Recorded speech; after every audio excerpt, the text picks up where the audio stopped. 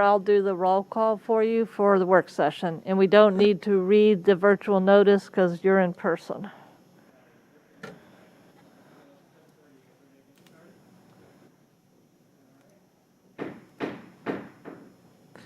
All right, good evening to you all. This is our first time back in chambers in many, many months. So we're delighted to be back here in person together. Everyone, as you can see on council, is wearing a mask and has also been fully vaccinated. So anyway, we're happy to be back together and look forward to meeting safely coming forward. So let's go ahead and get started if we could. Tonight is a work session. And we've got a few things on the agenda. We've got a busy agenda. The first item on the agenda is the social equity recommendations from boards and commissions. Mr. Shields, who's handling the staff report for that? Thank you, Mayor Tarter. I will provide an introduction for this item and look forward to a council discussion on it. What we have done since the council discussion on this, on the boards and commissions recommendations that was last held in June. Before we get started, I've just realized we did not do roll. So Cindy, are you going to be handling that tonight? Sure, Mayor, thank you. Ms. Connolly? Here. Mr. Duncan? Here. Ms. Hardy? Here. Ms. Shaw-Hiscott? Here. Mr. Lickenhouse? Here. Mr. Snyder? Here. Mayor Tarter? Here. Thank you, Mayor. All right, thank you. Mr. Shields, sorry for the interruption. Sure. Thank you. And we're all kind of getting back into the rhythm of meeting in person, and it's good to be back. So as I was noting, with respect to the board and commission recommendations and comments to the city council on actions we can take collectively as an organization to advance social equity in the city, I want to just make a few comments on progress that we've been making in this area before jumping into the detailed review of the board and commission comments. Just a couple of things to note. You know, with the city has been at this work for a long time to promote equity and fairness in the city. The police department has been at this for a very long time with multiple efforts at reform through the years. But the events of 2020 and the murder of George Floyd prompted the city, I think, to accelerate these efforts and to think more deeply about them and to engage the community more deeply in these issues. And so I want to just note a couple of the things that we have done over the past year as we've continued that effort, that discernment, and that long-term effort. One of the first things that the city council did was adopt the mayor's pledge to review the city police department's use of force policies and procedures in an open and transparent manner. The city council formed a committee that was formed of citizens as well as police staff and other city staff, but a majority of the members were citizens or residents of the city. And that group was the Use of Force Review Committee, and they worked through the summer and fall months of 2020. They evaluated all of the city's existing general orders and policies and procedures and proofs of how we've been following those policies and procedures over the past several years. They also gathered a lot of public input on citizen interactions or resident interactions with our city police department. They had a survey that prompted 800 individual responses from residents. And they provided recommendations to the City Council in 10 broad areas of interest. Some of those include more training for city police staff on mental health and city police so that when we have calls relating to mental health emergencies, the city police are trained on the best practices to recognize that and to react accordingly. We have increased transparency in the department we've had dash cams for many years, but we're now moving forward with the next layer of transparency of body-worn cameras. This is something that many of the officers in the department also strongly supported. to have.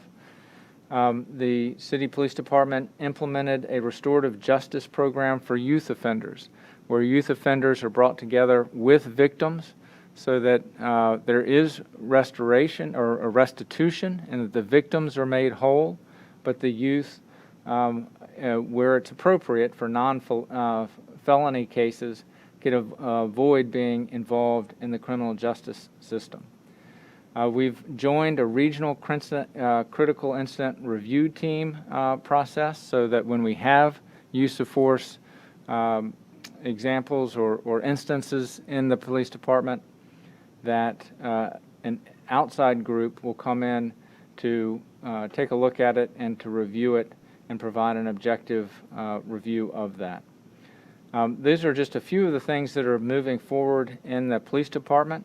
And these are that training has been really critical, and in instances that have happened as recently as in the past week or two, where that type of training on interventions with mental health cases has, I believe, saved lives as recently as in the past week. So this work is ongoing. It's urgent, and I think the police department has embraced it very strongly. Of course, this work on equity is not about police, or just about police. It's a much broader discussion. And city staff have been engaging internally in that broader discussion in the context of trying to learn more about different perspectives, to think more deeply about how in our governmental functions, what results we're producing in terms of changing the landscape in terms of equity in all of our programs. City staff engaged in the 21-day Equity Habits Building Challenge to help deepen our thinking in this area. This is a program that was developed by the American Bar Association and was used first by the library staff, and then we broadened it out for the full leadership team. Some other examples of work that city staff has been doing this year in the budget development process: we developed the CIP through a lens of racial equity in terms of where the dollars are going, and trying to think more carefully about that in terms of addressing areas in the city that have been underinvested in the past. And city staff have also been working with their boards and commissions on the thinking that they've brought to the table. And in many cases, our boards and commissions really serve as the city's think tanks. They're a place where a lot of kind of calm deliberation can happen with residents who have a lot of expertise that they can bring to the table and help guide the city as it goes forward. So the board and commission comments, there were about 60 pages worth of memos that were produced for the City Council. And when we discussed it in July, we tried to summarize them, but it's a whole lot to get our hands around. And so we have produced a shorter table that tries to distill the recommendations down into discrete actions or concepts that we would then prioritize in advance. And we've broken those down into areas that relate to funding choices that the City Council ultimately makes, program design, policy work, and let me call it up. Cindy, with the font being so low. Mr. Shields, maybe we could just take a short break. Sure. Vice Mayor has a question. I'm just wondering if that was in the meeting materials or no? Yes, this chart was in the packet. Oh, didn't see that. Okay. This I missed is it too. Attachment 3, and for a point of order, Mayor, if I can, for anybody who's on Teams but in this room, if you could turn your camera on, it helps for the viewing public. We do have the full meeting room camera on, but if you could put your camera on, that would be helpful. I've enlarged that. Does that help a little bit, Mr. Shields? Okay. So where is it? What item? 2A Attachment 3 is this chart. We only got 2A attachment 2. We didn't get attachment 3. My apologies, we can make a hard copy. It's also posted to the website.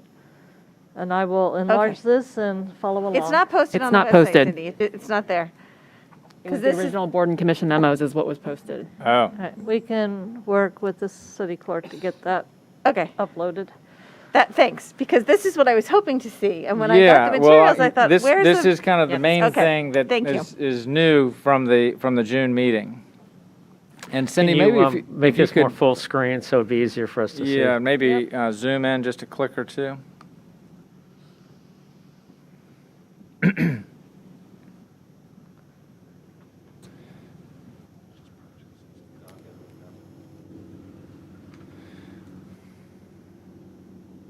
So let me summarize then, let's see. There we go. So in terms of the staff work on this, it proved very difficult to try to group them all together and then prioritize them, because I think each board and commission came forward with ideas.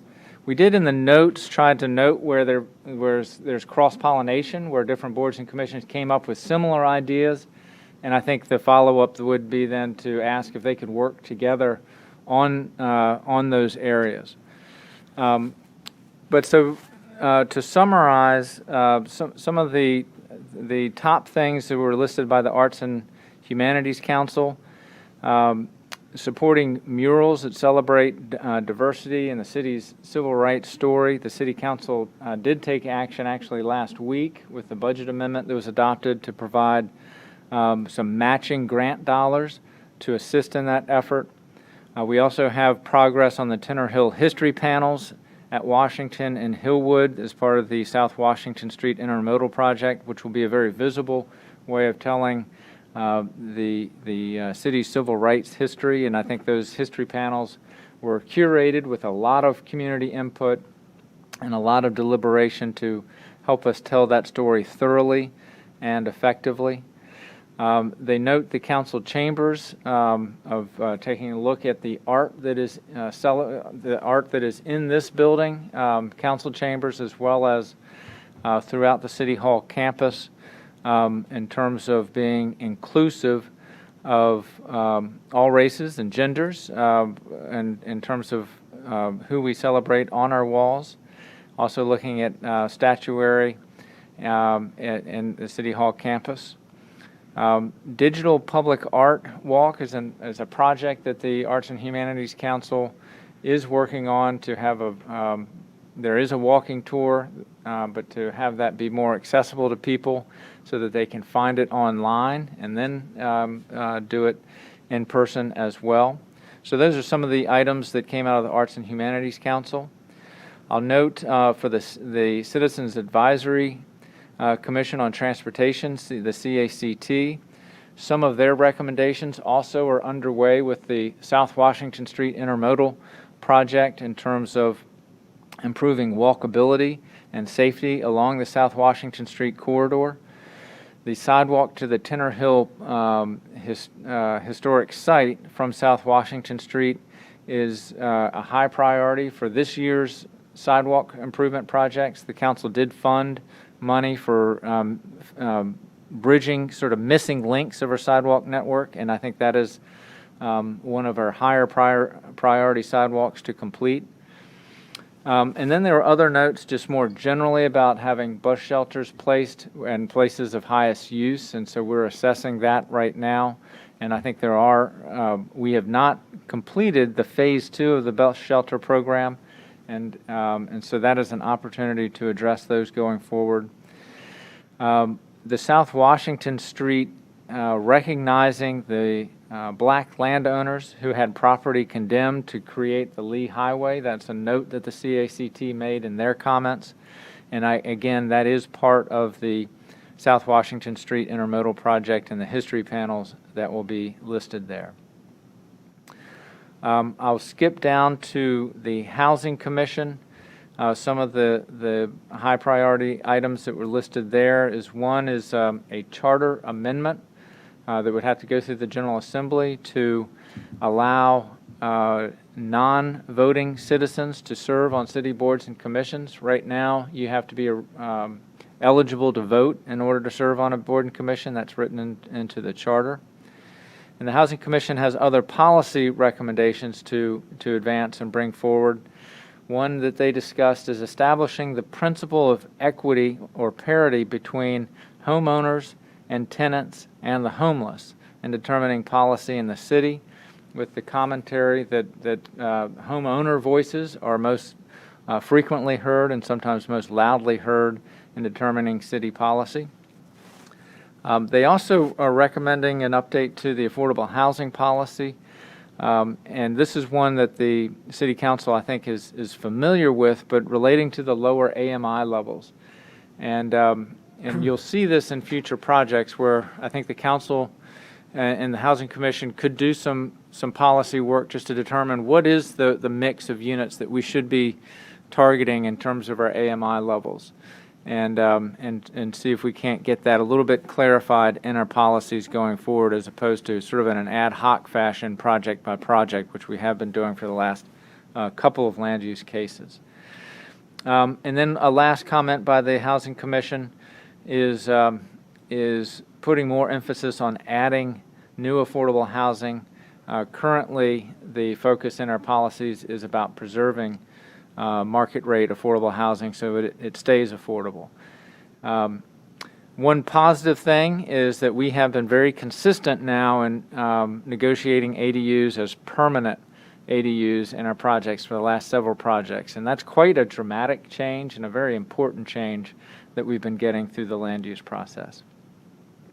The Historical Commission raised is I think currently engaged in a look at place names and street names in the city, just to understand who is being honored with those names, and we'll be producing a report on that.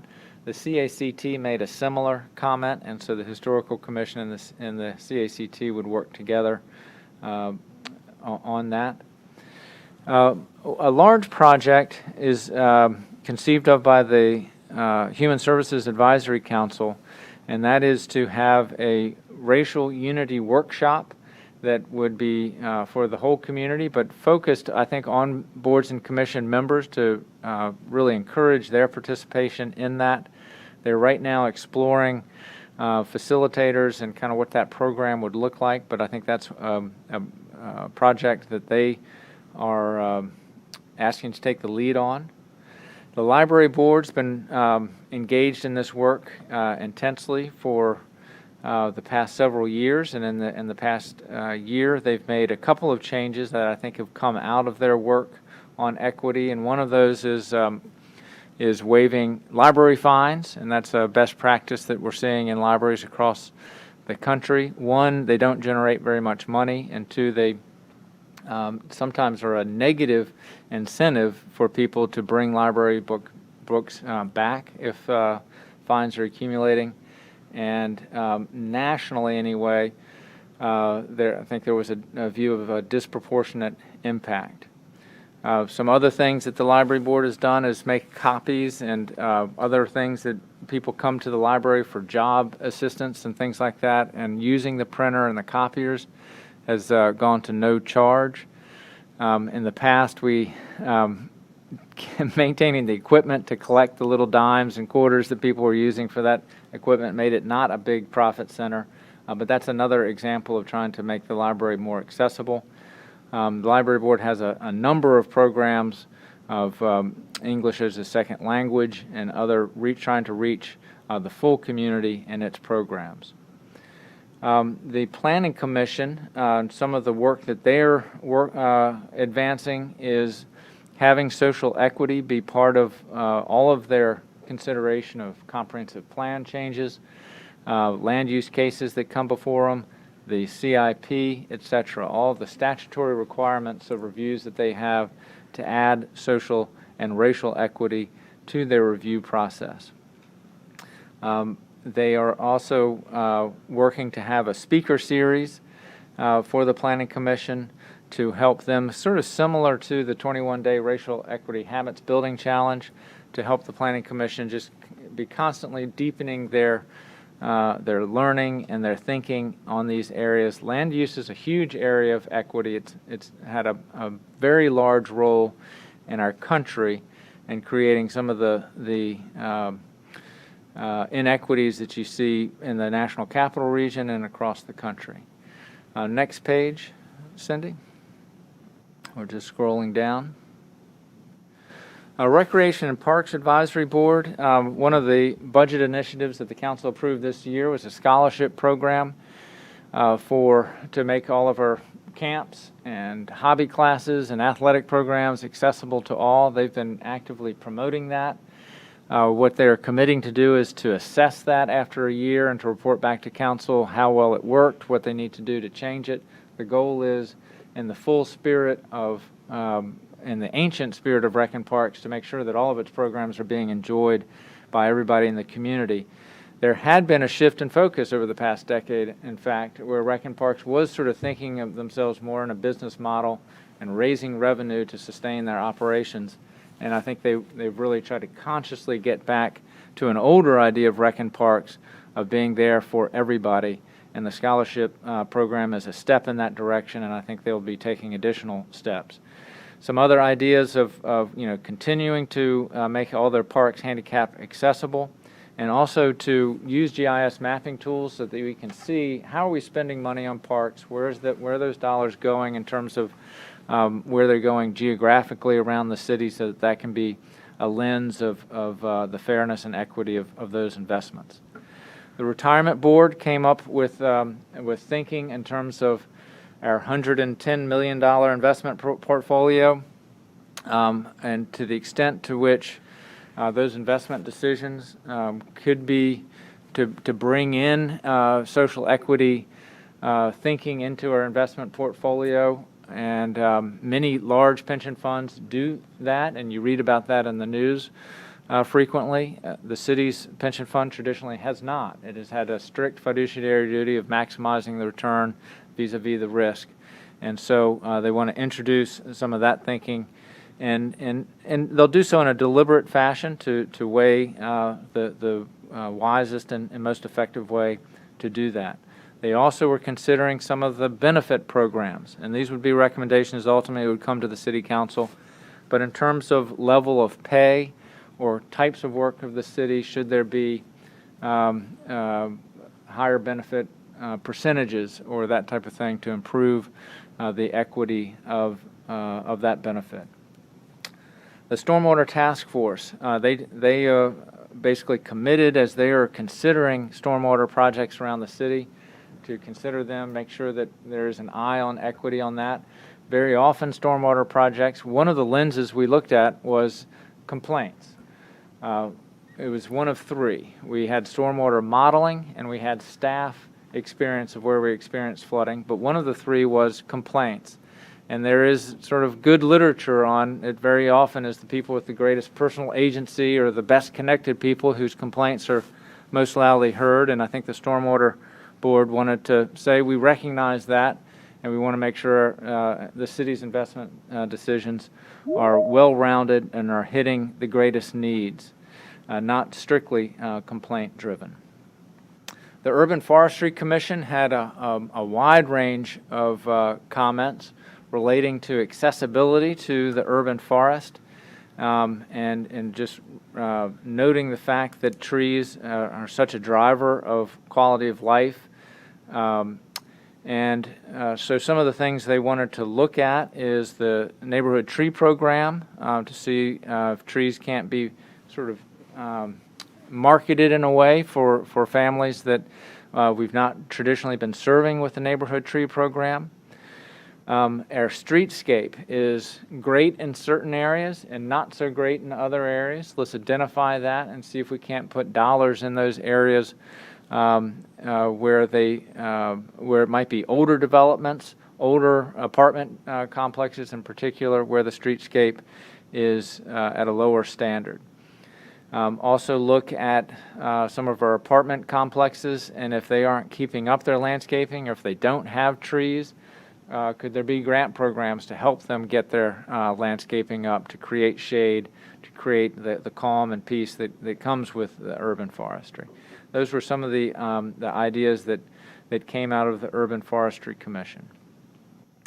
So I will stop there. I've hit just some of the highlights, and I do really regret that this table didn't get in the packet, because this was kind of the distillation of a whole lot of material and trying to make it in a way that is a bit more digestible so the council could sort of see the main thrust of those recommendations. And ultimately, I think the expectation is that council will fold a lot of these into the council's own work plan and also provide direction on staff on some of the top priorities to pursue. I will close just by noting that I think we all recognize that this is not a check the box and we're done activity. This is a sustained effort, that this is going to take generational attention to make good progress on. And I think that's everybody's approaching it with that mindset and with that commitment, but also with urgency of getting positive things done right now. Mr. Shields, if I could just note, I've Yes. emailed this document to City Council now, and the city clerk has indicated she can post it tomorrow Okay. when she confirms the final version. All right, thank you very much. There's clearly a lot of work that's been put in this, and we're most appreciative for our boards and commissions really doing a great job of coming up with some very interesting ideas. And as you said earlier in your presentation, the city and the police force have been working at this as well for some time, but there's still miles to go before we sleep on this topic. Let's go ahead and open it up to questions and comments that people have. Does anyone like to go first? Ms. Hiscott? Thanks. I just wanted to add a few comments on one of the areas where since we're back in person and we're all, I myself am adjusting to that for the first time. I think one of the benefits that we have acknowledged during the pandemic is how many people could participate in our meetings when they didn't have to come to chambers and have to hire a babysitter or, take off work to come on Monday night. And I just want to ensure that we continue to keep it front of mind how we can have multiple participants in our meeting. I know it's difficult to have these hybrid type of meetings, but I think it's incredibly important to encourage citizen involvement that way. I just also wanted to echo that I look forward to further discussions about how we can incorporate murals or more representation in chamber council, as we've discussed. And then a kind of a new idea, or one thing that we've been working on over at Meridian High School through the Falls Church Education Foundation, are these legacy kiosks where we've been highlighting all the old yearbooks, all of the old teams, accolades, and then the history of Falls Church. And I think there can be some kind of collaboration with the racial history and just general history of the city on that type of platform that already exists, that's accessible just through a website and people can get to anywhere. So throwing that out there as an idea too. Thank you. Thank you. Other comments? Ms. Hardy, then Mr. Lichtenhouse? Thank you. Thank you, Wyatt, for this. And thank you again to our boards and commissions for coming up with this really fantastic list. I have thoughts on just general approach going forward and then a few specific items. And so I think the Use of Force Committee was a really good model of how we could do this well, right? So you have a dedicated group of citizens who really tackled this, came up with a lot of recommendations, and there's very little in this very long list that we disagree with. But I think that's a model for us to consider of how we can go about it. We can continue the decentralized approach and have all our boards and commissions work on individual projects, or we can consider kind of a standalone racial justice commission, which I think the Tinner Hill Foundation has written and advocated to us about. So that's something that I'd like us to consider. Having a board focused on this might keep this top of mind for us and make sure that there's a group of citizens who can help prioritize this. So that's one approach. On specifics, clearly there's a lot to digest, and I think we do need to figure out some sort of prioritization. But timing, I think, is important. And so I looked through this as Wyatt was talking through it, and there was a couple policy things that feel like are important to jump on timing-wise. One in particular is around the citizen requirement to serve on boards and commissions, knowing that it's going to require a charter change. This would be a great thing for us to actually request for the upcoming General Assembly session. So that's one that would bubble high up on the list for me. Along the same lines is actually removing a similar citizen requirement we have to live in our affordable dwelling units. I think with Founders Row opening up this fall and this winter and Afghan refugee crisis, we have a real opportunity to actually open up our affordable housing to people who don't have U.S. citizen status. So that's something that I personally would like to pursue as well. And then I know that we currently have, going back to the timing point again, we have a shortage of city staff, and I know that hiring in general is a challenge across the city and across the entire country. So there are a couple items that are listed under kind of city staff-specific items around improving salary equity and competitiveness and making sure that we look at it for all job functions. That feels especially important. I'd like to put some emphasis on that as well.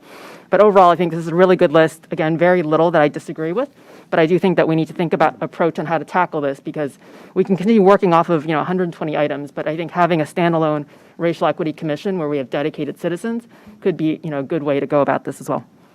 Thanks. That's it for now. Mr. Lichtenhouse? Thanks. Yeah, just one specific question. As I was thinking about it here, the sidewalks into full ADA compliance from CACT, why do we have a list of kind of pinch points across most sidewalks in the city where you couldn't get through with a wheelchair, motorized wheelchair, or even folks that have strollers? We do. We have it mapped in GIS. It was a project that we had I think last summer, and with an intern who went out and walked all the streets and documented those pinch points.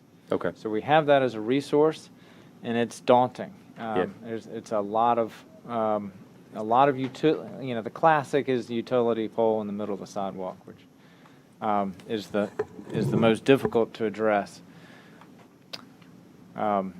One thing that you may notice, that anytime a utility is out now doing work, Washington Gas or Fairfax Water, we are asking that they not just repave the road, but if there's a non-compliant ADA ramp, that we put in a new ADA ramp as well. So we're making progress through that partnership, but we've got a long ways to go. Okay. And I know that this is probably a difficult question. Do we have an idea of total funding required to address those? Cindy, have you seen that number in the CIP development, or?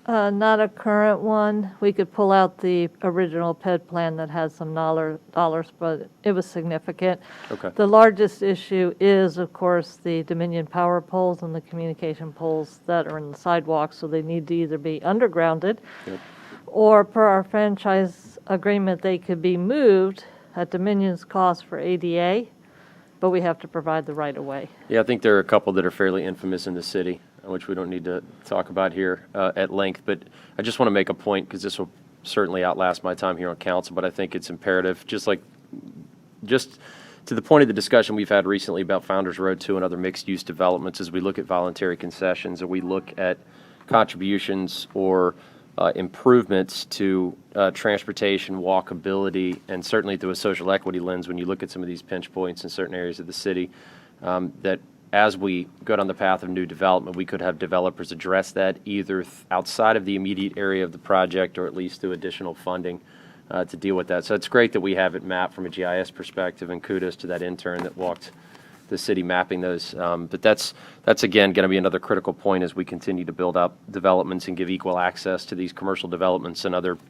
city improvements, that we make it easy for folks to traverse the city on foot, through a motorized device, wheelchairs, scooters, strollers, and start to address those through dollars coming in to projects that folks ultimately want to get back and forth from. So that's all I have. But this is great work from boards and commissions. And Wyatt, to your point about the think tank aspect of boards and commissions, I would just say, from my short time here on council, they really are part of the secret sauce of the way the city's run, and council and staff's ability, I think, to get positive, really solid feedback from the community and really good ideas.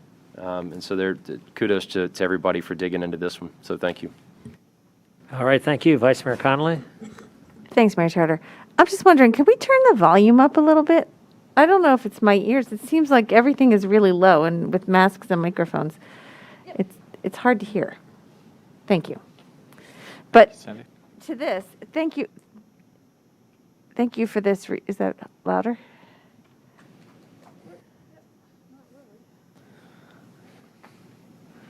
But I can hear you if you're.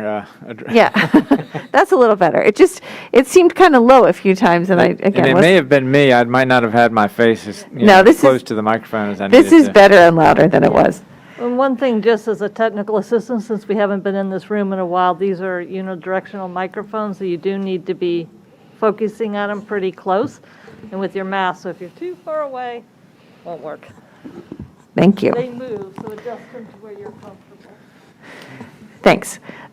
So thank you for this, and to the staff who pulled all these pieces together. That was a big project, and this is close to exactly what I envisioned when we had asked to kind of pull it together and put it into different buckets. I'm wondering if one of the next steps would be to go through and see what are the things we can do quickly, timing-wise, as Ms. Hardy said. And then what are the things that we'd like to add on to? So one of the things says, and it just came off the screen, but it said something about funding, increasing sidewalks, reviewing sidewalks, not the one Ross was talking about, but a different one. But can we add sidewalks and crosswalks to that, so that we're looking at all of the routes throughout the city? It was the CACT, prioritize sidewalk construction in historically underserved areas. And can we add that to include crosswalks. crosswalks in there as well? And then another question is, we're talking about doing some things, but I want to make sure that we're actually reaching the people that we care about. So for example, the Berman Park project, where we're going to look at Berman Park and make it better. I'm just wondering, what are the steps that we're doing right now to make sure that the people that live near Berman Park actually know what this process is, not just translating into Spanish flyers, but actually explaining what's the point and why would you want to be there, and how is this going to help you? So those kind of like real practical little things will go a long way towards making a lot of these things come to be. And the same with ADUs, is that if we have ADUs in the city, but we really need to sit down with the people who are eligible staff-wise and say, is this working for you? Are there people that could use ADUs if the problem changed a little bit? Or are there people that, did that just change again? Yeah, it was too loud in the back. Okay. There are people that might be interested in ADUs, but the numbers have to be, switched a little bit, or they don't want ADUs for various reasons, timing reasons or whatever. So I think that would be a good thing to do too, is take a look at who in the city is eligible for ADUs and what's holding them back from moving in, if possible. So it's that outreach to where people are, I think, is really important. Thanks. All right, other comments, questions? Mr. Snyder? Well, as this body of work clearly indicates, our citizens have given us some very, very good and extensive ideas. So I want to thank every member of the boards and commissions who have spent this time putting these together. There are a couple sort of standards I hope will apply going forward. The first is, in my view, how do we be inclusive without being exclusive? And we actually unite our community and not divide it in the process of working through these various proposals. Secondly, I'm interested in what will actually, and I think Vice Mayor Conley was going in the same direction, will actually make a difference for the people that we are trying to work with so that they can contribute more. The third area that I'll be interested in is some sort of cost-benefit analysis. That is what we're proposing really going to make a difference, and is the cost reasonable considering all of our other demands? So those are the major kinds of things that I look forward to achieving going forward. A special word of appreciation to the Citizens Advisory Committee on Transportation that I think did some amazing work that we're already talking about implementing. So I want to thank them in particular, but all the members of boards and commissions for some very thoughtful work. And I think it's our job now to look through these to see what will actually make a difference at an acceptable and reasonable cost, and at the same time doesn't run the risk of dividing our community. This is something we can all look forward to and work together on, and if we do it the right way, it will have that effect. Thank you very much. All right, thank you. Are there any other comments before we move on to the next item? Okay, great. Well, listen, let's move on to outdoor dining, Mr. Shields. Ms. Hardy, do you have another comment? I did. On the item about ADUs, if that's a policy change that we would support, what is the process for moving forward on that? So the Housing Commission is going to take that up, that exact policy question, And one thing that I think it is just worth being thoughtful about on that is that we do have a waiting list for our ADUs, and the ADU program currently does prioritize city residents and people who work in the city. And so in thinking about how to be part of regional solutions with refugee crisis, I think we want to just think through those issues and see if we can't come up with solutions that would be, a win for everyone, as opposed to possibly knocking some people back in the list that, when they've been on the list for a lengthy period of time. Yeah. Do we know when those Founders Row ADUs will be available? Very soon, as soon as the initial COs. Yeah, on the timing point, because we're going to have 27 to 30 ADUs, I think staff's recommendation from that Housing Commission meeting when we discussed this is that we think we will get to everyone on the waiting list, and then some, hopefully. So that is good news, and again, just important to capitalize on that if Excellent. that's the case. Thanks. All right, thank you. Let's go on to the next item, the outdoor dining issue, Mr. Shields. Thank you. And so we have staff that is participating virtually, and we are joined by Emily Bazemore and Susan Bell, who will give a staff presentation on this item. And just by way of background, the city is currently operating still under the COVID pandemic declaration of emergency, which gives restaurants some increased flexibility for outdoor dining and outdoor entertainment. Outdoor entertainment in particular is generally not allowed in our zoning ordinances, and so we want to, what the direction from council was, let's think about ways we can keep some of the good activity that's happening, but also, if it's going to be permanent, have it done in a way that has good order and allows for residents who live nearby to feel comfortable with it being sustained over the long term as well. And so let me turn it over to Ms. Bazemore first. I think she will give a staff report first, and then Susan Bell, I think, will also join in for some additional comments. Thank you. Yes. Good evening, Council. I'm Emily Bazemore, and I'm presenting on the outdoor dining item. Like Mr. Shields said, I'm going to walk you guys through the report, and then Susan Bell will be walking you through the code language. So tonight, Council is requested to review and provide feedback on a proposed zoning code amendment pertaining to outdoor dining and related outdoor entertainment. The following updates to the code are proposed. Conditions for obtaining approval of applications for outdoor dining, as well as conditions for operating approved outdoor dining areas, which would be added to Article 5, Supplementary Regulations, Division 1 of our zoning code, as well as a special use permitting process for applications for outdoor dining and service areas and required parking areas, and amplified live entertainment. The recommendation starts on line 14.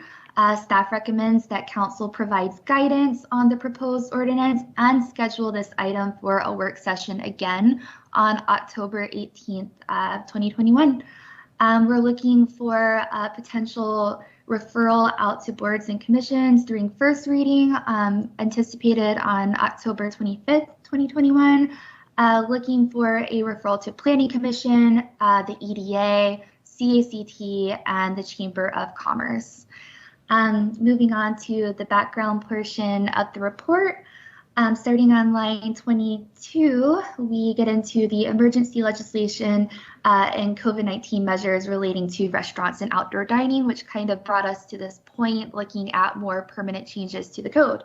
On March 16th of 2020, the Falls Church Director of Emergency Management, with the consent of you guys, City Council, declared a local state of emergency in the city of Falls Church due to the COVID-19 pandemic. Following on April 6th of 2020, it was classified as a disaster as defined by Virginia Code.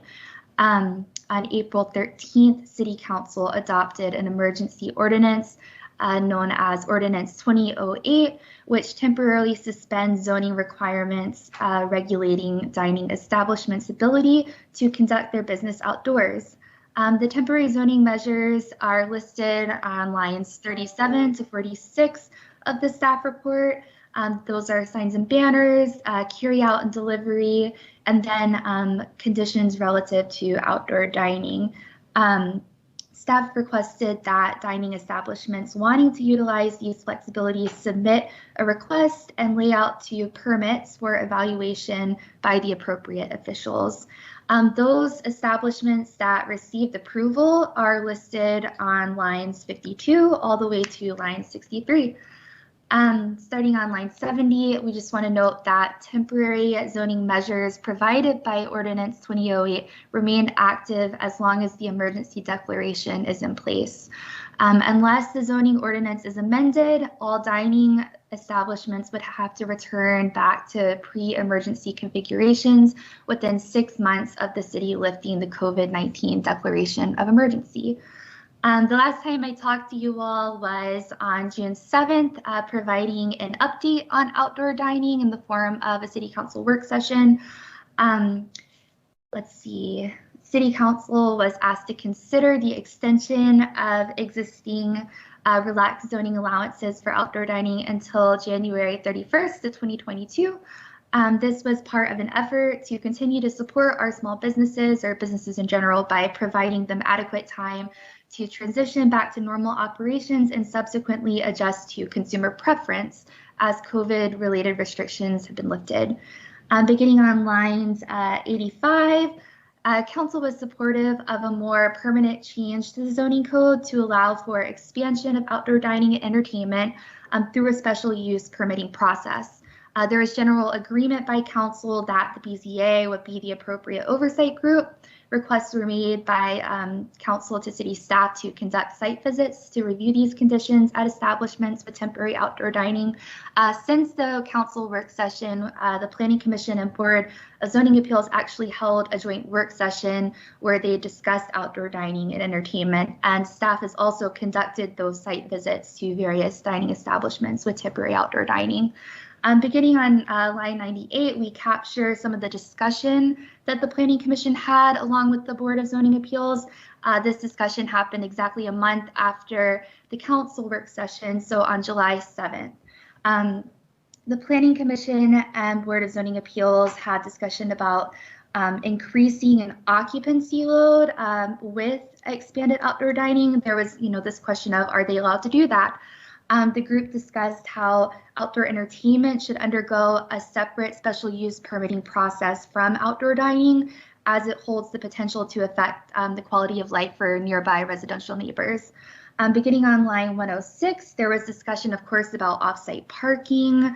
The group really leans into how we should modernize how we are calculating parking now that patrons are using alternative modes of transportation to arrive to restaurants, whether that's rideshare like Uber or Lyft, or maybe they're walking or taking our Capital Bike Share system. So here we have a note starting on lines 111 to 112, consideration should be given to updating parking capacity requirements. A final note from the Planning Commission and BZA was that staff should consult the Chamber of Commerce as this process continues to develop. Getting into our staff analysis and recommendations, those are going to start on line 117. Staff conducted, again, site visits to assess the current conditions of several establishments that have these temporary outdoor dining setups. Staff has also reviewed applications and procedures from nearby jurisdictions for permitting outdoor dining and entertainment. Those were Arlington and Alexandria, and their specific applications and supplemental worksheets were included as part of the package. Beginning on line 124, we start talking about application procedures. Following the adoption of the zoning text amendment, staff recommends that extended outdoor dining follow a formal application process. The process would undergo administrative review by the building official, the zoning administrator, and other appropriate city officials. Staff recommends that applications that include a reduction in available parking or live entertainment undergo a separate special use permitting process, with the BZA being the approval authority. Staff continues to work to develop these standards for the BZA for approving the various requests. Starting on lines 134, the information that will be required as part of this application process is intended to provide information on existing outdoor dining and any proposed changes. All of this is highlighted from lines 137 to 150, but breaking it down for you guys, information would include applicant and business information, existing approved number of seats, this is indoors and outdoors, and any proposed changes to the seat number. Parking arrangements on site, alcohol service, if there will be any, and hours of outdoor dining. A statement of consent would be required by the building owner. The applicant would also need to provide us with a plat or a site plan depicting the outdoor seating area with the location and number of seats as well as tables, entry and egress points, access to restrooms, dimensions of the outdoor seating area for our parking calculations, the location and types of barriers surrounding the seating area if subject to ABC licensing, and other temporary elements such as tents, canopies, planters, servicing stations, lights. This information could be reviewed in conjunction with any existing approvals, including a CO. Beginning on lines 152, we have our building safety standards. The first being occupancy, which again, the Planning Commission and BZA really leans into this particular standard. We consulted John Russell, our building official, to kind of talk about occupancy and what this looks like with expanding outdoor dining. Starting on lines 162, dining establishments must comply with occupant loads listed on their COs. If a dining establishment adds or extends outdoor dining, they must reduce the number of seats indoors to distribute their occupant load properly, consistent with their use group as defined by the building code. The maximum occupancy load is 49 for smaller restaurants classified as a B use group. Once a restaurant has 50 seats, again, indoors and outdoors, then it's classified as an A use group, which requires an assembly permit and an inspection from the fire marshal every year. If a dining establishment would like to increase their occupancy, then a new occupancy certificate is required. Staff anticipates that the process to work with restaurant owners to comply with the code requirements is going to be challenging for restaurants approved for fewer than 50 seats who want to expand to more than 50 seats because of additional building code requirements. This could affect them more harshly than restaurants that already meet that standard for more than 50 seats. Beginning on line 179, we have our ADA requirements, as well as some pictures to use as exhibits to kind of show what is and what is not in compliance. Beginning on line 184, dining establishments, of course, must adhere to ADA guidelines when adding or extending outdoor dining. The ADA path and parking cannot be obstructed. The building code specifies that an ADA compliant sidewalk is one with clearance of 36 inches. We have a good old building code reference starting on line 188. The dining and drinking areas shall be accessible and at least 5%, but not less than one of the dining surfaces with seating areas are to be accessible. Right below, again, those exhibits exemplify what is a proper ADA path and what is an obstructed ADA path. All right, moving into fire safety and egress. Fire access paths cannot be blocked from the restaurants with tables, chairs, and barriers used for outdoor dining. Alcohol service. The outdoor dining seating area must contain boundaries. These could be ropes or indicators if they're serving alcohol. Beginning on line 218, we get into our parking requirements. By the city's current zoning ordinance, each building is expected to provide sufficient parking for all building users that arrive by car. The temporary relaxed zoning measures currently allow for establishments to occupy required parking spaces for outdoor dining services. Required parking is linked to square footage of the dining establishment, one space per 100 square feet of space used by customers. Beginning on lines 126, as a part of the zoning code amendment, staff recommends that dining establishments seeking to occupy required parking undergo, of course, again, a special use permitting process. Applications for outdoor dining and service areas and required parking areas are expected to include the following, and these are noted on lines 230 to 239, specific things that staff will be requesting.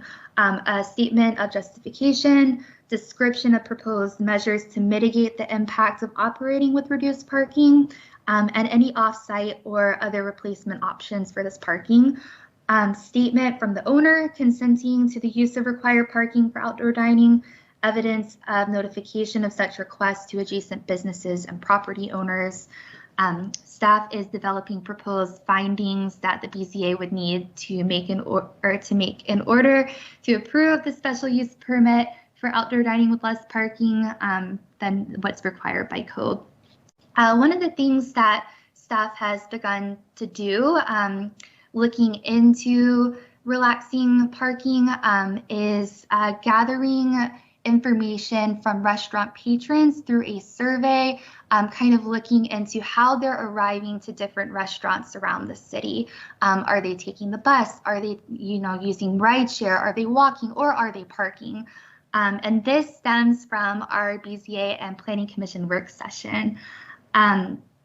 Ultimately, we're going to use this data to understand how our restaurant patrons are arriving, and the survey will run until October 1st.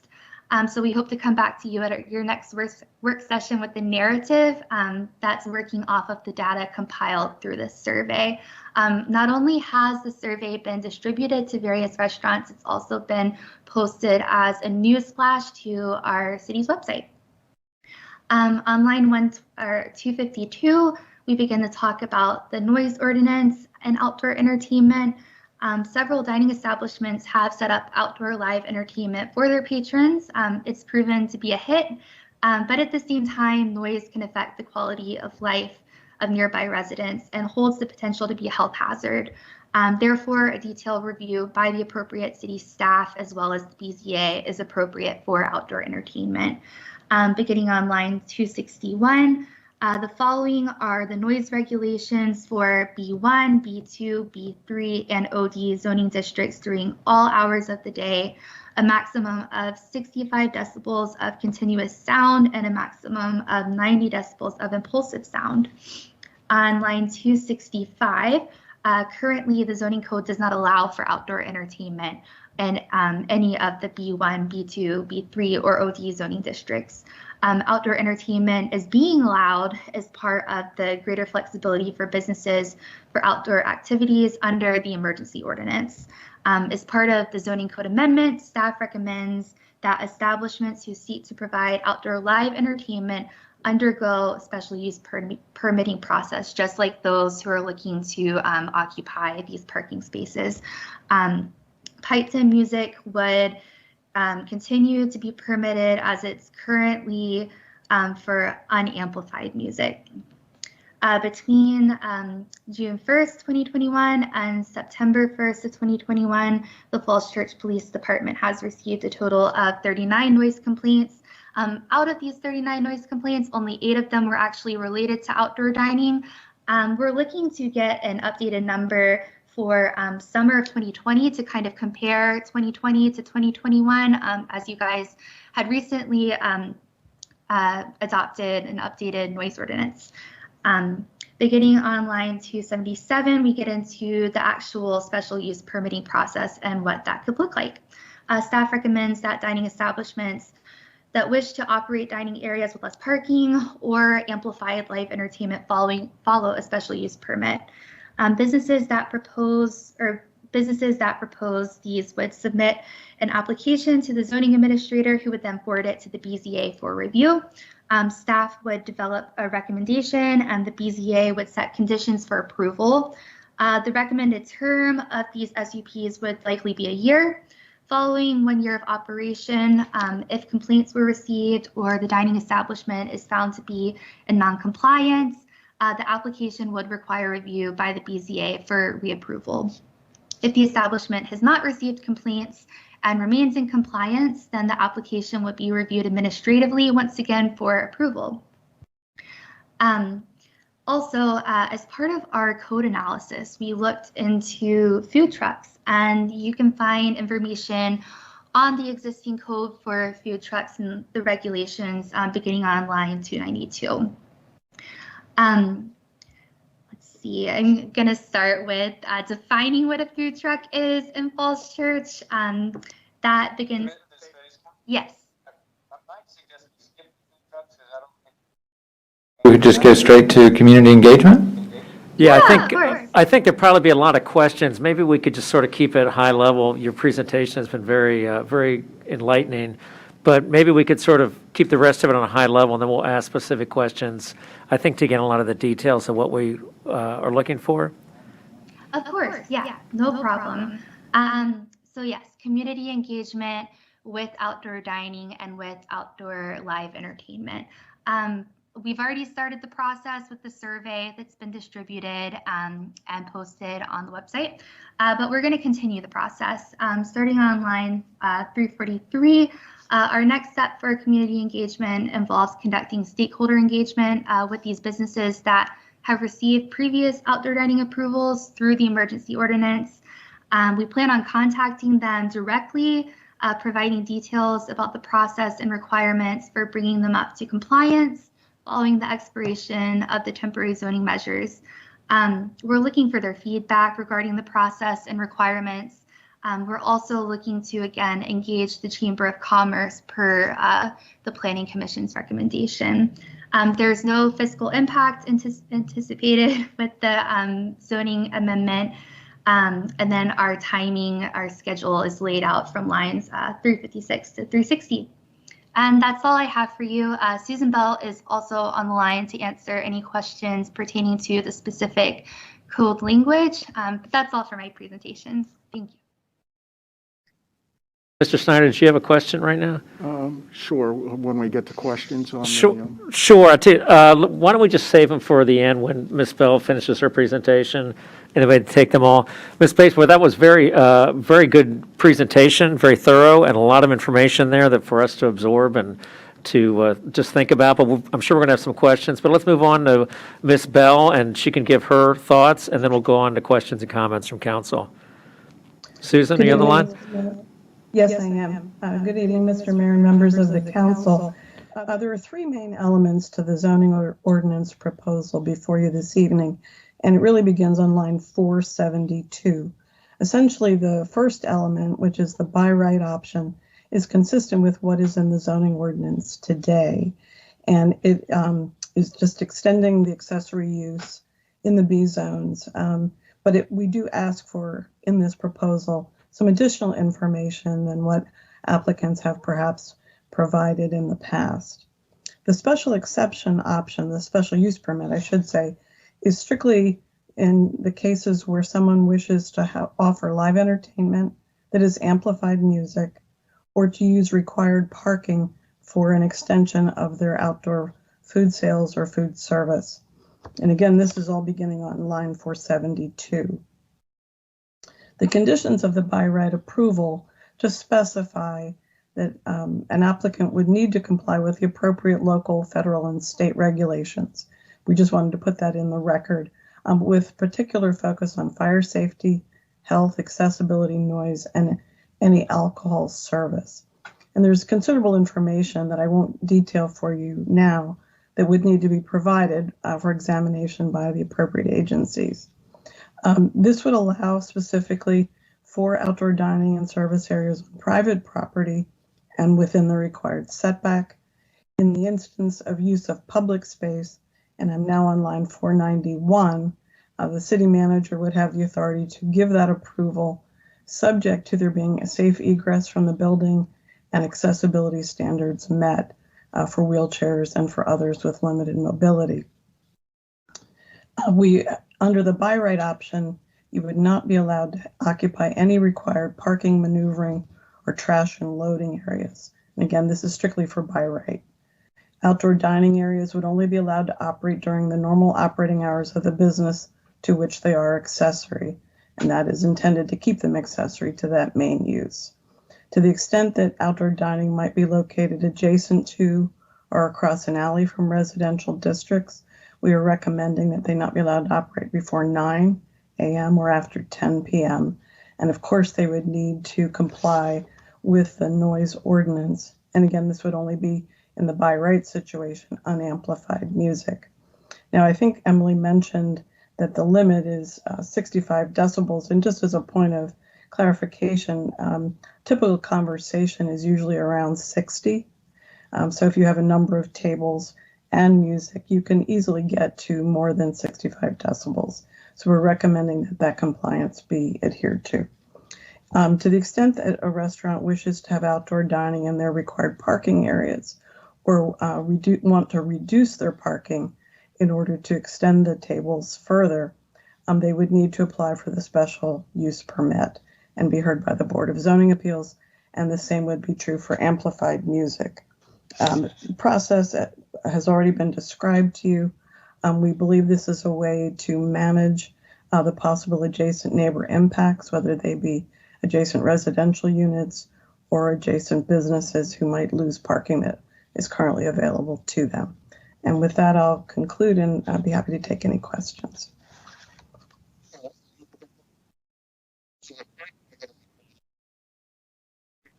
A couple of the things that I'm looking for is a more streamlined process. At one point, there are at least 3 officials they'd have to go to, the BZA, et cetera, et cetera. And so I'm looking for an alternative that provides a much more streamlined process for our businesses than this appears to provide for.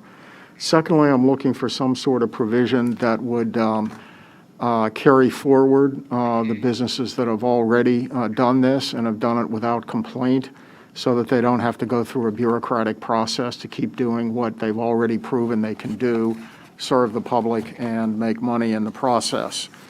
Those are just a couple of initial reactions. I look at some of these requirements and they go on and on and on, multiple officials, lengthy delays.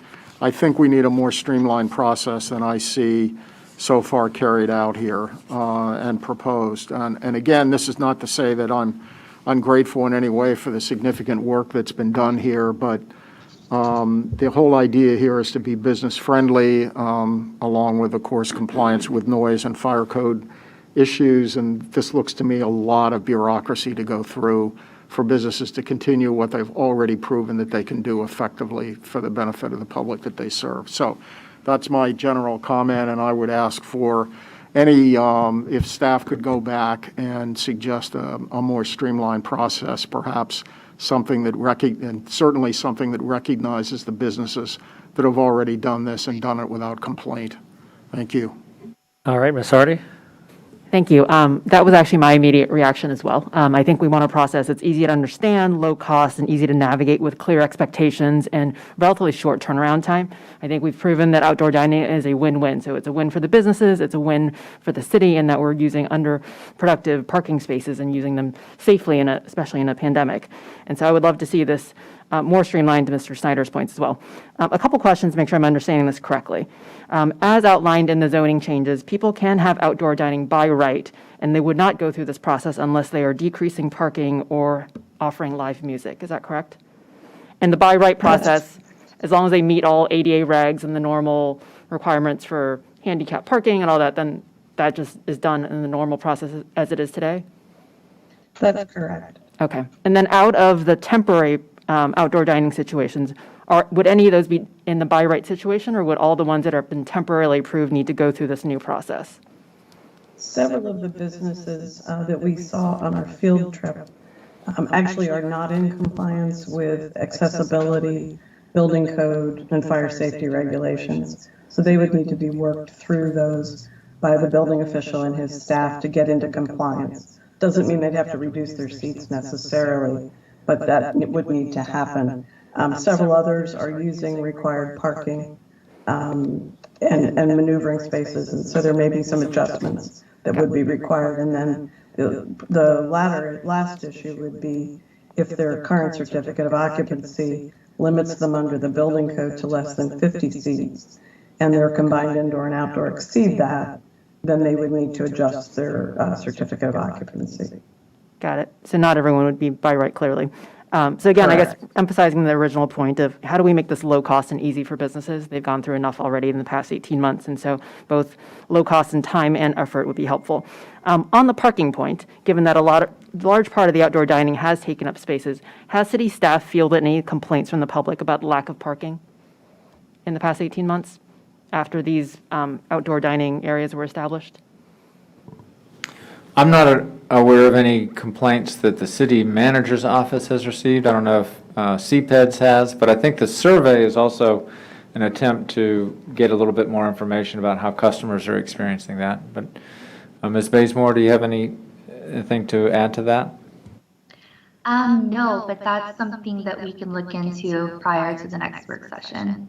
Yeah, my hunch is that we haven't gotten a large part of complaints because people have adapted, right? I think that's always been a common concern, is that people don't have parking right in front of their restaurant. But I think as a result of COVID, again, a silver lining is people learn that they might have to park a block away and then walk because they can now use outdoor dining in that old parking spot. And I think that's a good behavior change, because I really don't think we have a serious lack of parking issue here. On the survey point, I love the idea of the community outreach, and I think it's well-intentioned, but let's make sure we don't have selection bias. I think when you put it on social media or only on a website, only the people who are going to those channels are going to respond to it. And so I recommend maybe visiting businesses themselves, maybe on a Wednesday night and a weekend night, and actually just polling the people who are there, how they got there. That might be helpful data for us to add as well, besides asking people on social media who probably fit a certain demographic too. That's it for now. Thank you. I could just add, a couple of the jurisdictions we've looked at are not requiring parking for their outdoor dining areas. Arlington has never required it for outdoor dining on private property. Alexandria is promoting their streeteries and off-site parking, but they're not requiring parking for their outdoor dining. Not requiring parking for those additional spaces would make a lot of sense, especially if we haven't gotten complaints in 18 months that people can't find a space. Thank you. Mr. Lichtenhouse? Thank you. So I'm not going to beat up the obvious criticism related to the bureaucracy and the costs. And Emily and Susan, I do want to commend you guys for the level of detail put into this report. This is something that is certainly near and dear to my heart, and this is not an easy solution to solve for from a regulation perspective, because once you go down the rabbit hole of allowing outdoor dining and entertainment and parking requirements and zoning and setback and noise ordinances, it is a cobweb, a spider web of issues that you have to navigate. So I understand the challenges that you're up against. But I will say anything that we can do to improve and streamline this so it is not a burden and doesn't become too onerous on businesses, I would highly suggest we do that. But I know there's work still to be done, but thank you guys. So a couple questions. One, when individuals apply for this TOSA, whether it's for, and actually let me clarify this. So the TOSA, the temporary outdoor seating application, that goes to city staff, correct? Yes. Okay. And then the application to allow for outdoor entertainment goes to the BZA. That's true. Okay. Just want to clarify that. And If both it's of, amplified. I'm sorry, Only say if that it's again, amplified. Susan? Only if it's amplified music. Only if it's amplified. Got it. And these applications, if approved, last how long? We're proposing 1 year. Okay. So 1 year. So on the anniversary of this, would they be notified that they would need to apply again? Would it be up to them to determine or figure out or remember or mark their calendar that they needed to reapply? I think the best way to do it is actually to have staff approach them several weeks in advance of that year and, ask if they're interested in continuing, if there's been any changes, perhaps to a site visit and so forth. But I think the burden should actually be on staff to do that. Okay. I mean, one suggestion to ameliorate some of the concerns about this being a very onerous process is once that's been approved, if there is a spot check-in from staff where there's an issue or whoever is regulating this, as opposed to putting that burden on the business owners to reapply every year. Again, so it's because if you're asking for folks to reapply, it's almost assuming that we're not really going to be regulating in the meantime, whereas it should be an application that carries with the business in its existence, and then it's an ongoing kind of review or inspection. So I won't get too prescriptive, but that's just one recommendation in order to reduce the burden here. The calculation suggestions for parking. Parking's a fickle thing when it comes to retail real estate, and it's something that frankly can be a burden on certain projects depending on where your retail is located, the adjacency to parking, and a number of other factors. And I am certainly a proponent of, if it makes sense for the businesses and the project and the landlords, to eliminate parking requirements to allow for more expanded dining and entertainment, put more feet on the street and dollars inside of the businesses themselves. I am all for it. So I do appreciate the fact that we're going through some calculations and surveys to determine if that's necessary. Has the BZA, I saw a note here on lines 109 through 112, has the BZA provided any initial calculation suggestions for the number of potentially required parking spaces if we go this direction? Or newly revised parking calculations? No, they have not. Okay. I'll be interested to see what comes back from that, because I think that it's something that could also guide decisions from council, planning commission, and city staff in terms of new development. Again, I go back to this notion that we all talk about walkability and vibrancy and safe pedestrian access, across the 2.2 square mile city. And unless we marry that with some of these other changes, we're kind of creating this disjointed effort.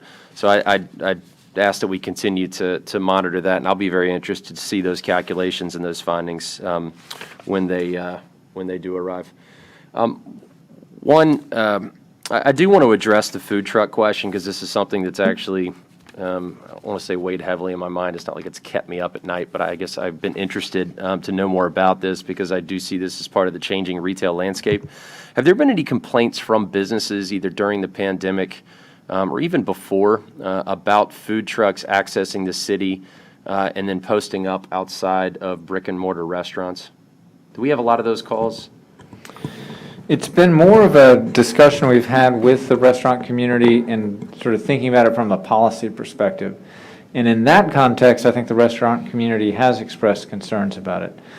I think kind of one of the key things that came out of that concern from the restaurant community is the prohibition of operating a food truck on the public right-of-way. And you could do it on private property, but not just anywhere on the street. Right. That's been difficult to enforce, but we do, enforce it on a complaint-driven basis. Okay. I mean, again, that's one of those. It's one of those nuanced things. There's certainly a place for food trucks in the restaurant and retail environment, because when you have a food truck that sells nothing but milk and cookies, that can be an added amenity depending on where it is in the city. However, with that being said, it can also be a death knell to certain restaurants if it's not regulated appropriately. It just isn't fair for folks that are paying $40 a square foot for brick and retail on Broad Street to have food trucks parked within 20, 30 yards and effectively cannibalizing their business. And so it's something that we need to think very, very carefully about. And to your point, Wyatt, I understand that and immediately saw that restricting that in public rights away was looking to solve for that. But I would say as we look to bring larger mixed-use developments out of the ground, still allowing it on private property can create a problem for the surrounding areas, because we have a lot of retail packed into a very dense kind of downtown area. And if you have a larger site that's developed and you allow a landlord, depending on how they structure their kind of retail plan for a mixed-use development, or let's say it's one of those developments that is 90% residential, 10% retail. If it's left up to the landlord to allow food trucks in their parking lots, or allow it surrounding their building, and they're within walking distance of a major strip of retail and restaurants, again, it can cannibalize that business. And so it's something that we're going to need to think and kind of future plan for in terms of the private development piece, because the city is so small that just saying, well, let's keep it off a public right-of-way, if somebody's only got to walk a block as opposed to going to a Dogwood or a Clarendon's because there's 7 food trucks at lunch across the street at a mixed-use development, to some extent, defeats the purpose of trying to keep it off the right-of-way to begin with. So it's something that we may want to consider regulating. So again, I think we need to think about that, especially because we've had some developers come in the past, and I think my fellow council members will remember where you see these precedent images for mixed-use developments, and you see food trucks lined up for special events, which special events are special events, but it starts to become a regular thing because it's a way to greatly amenitize a mixed-use project without having to commit to the brick-and-mortar retail, and you can constantly roll those through. So when you think about office tenants, if you've been downtown at Lafayette Square, you can walk out of your office building, you could go down and you visit 7 or 8 food trucks. Great for those office tenants, bad if you're looking to help businesses survive, especially small format, kind of curated businesses and retailers that we like to see here in the city of Falls Church. So I think we all need to give just a little bit more of a focus and attention to this question of food trucks. And again, I'm not saying that I'm anti-food truck, but it is in a very dense, kind of packed in environment where we love our retailers and want them to survive, that we have to think very carefully that we're not trying to help them in one breath and then take away their business in another. Let's see here. Oh, and then the big question, and I think that this is probably something that Wyatt, you guys are already trying to solve for, and Cindy, and that is that I look at this, and yes, you see some bureaucracy, you see a work in progress, you see us trying to solve for a fairly kind of a complicated issue. My concern is, one, yes, the bureaucracy and the throughput and not layering on burden and cost and time onto the businesses, but also a staff resource issue, because this presentation in of itself was incredibly time consuming. And so when you look at the applications and who's got to approve what, who's got to actually go out and inspect, who's got to deal with the calls, who's got to deal with the annual reapplication, if that's the direction that it goes, it's very, very resource intensive. And so I want to make sure that we think very carefully about whether or not we have the staff resources, because the last thing that I want to do is look to extend this temporary outdoor seating, expand opportunities for outdoor entertainment, and solve for it through all these various issues, and then businesses have almost an impossible time getting something approved quick enough for them to be able to offer these services. So I look at something like this being a 1-week turnaround. Boom, it's gone through the process, we've reviewed, it's done, you're good to go.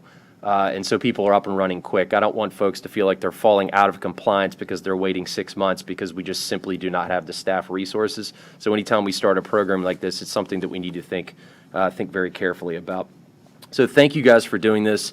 It's incredibly important that we continue to evolve our policies, procedures, zoning across the board to help our businesses survive, because these unique retailers are one of the things that makes Falls Church unique.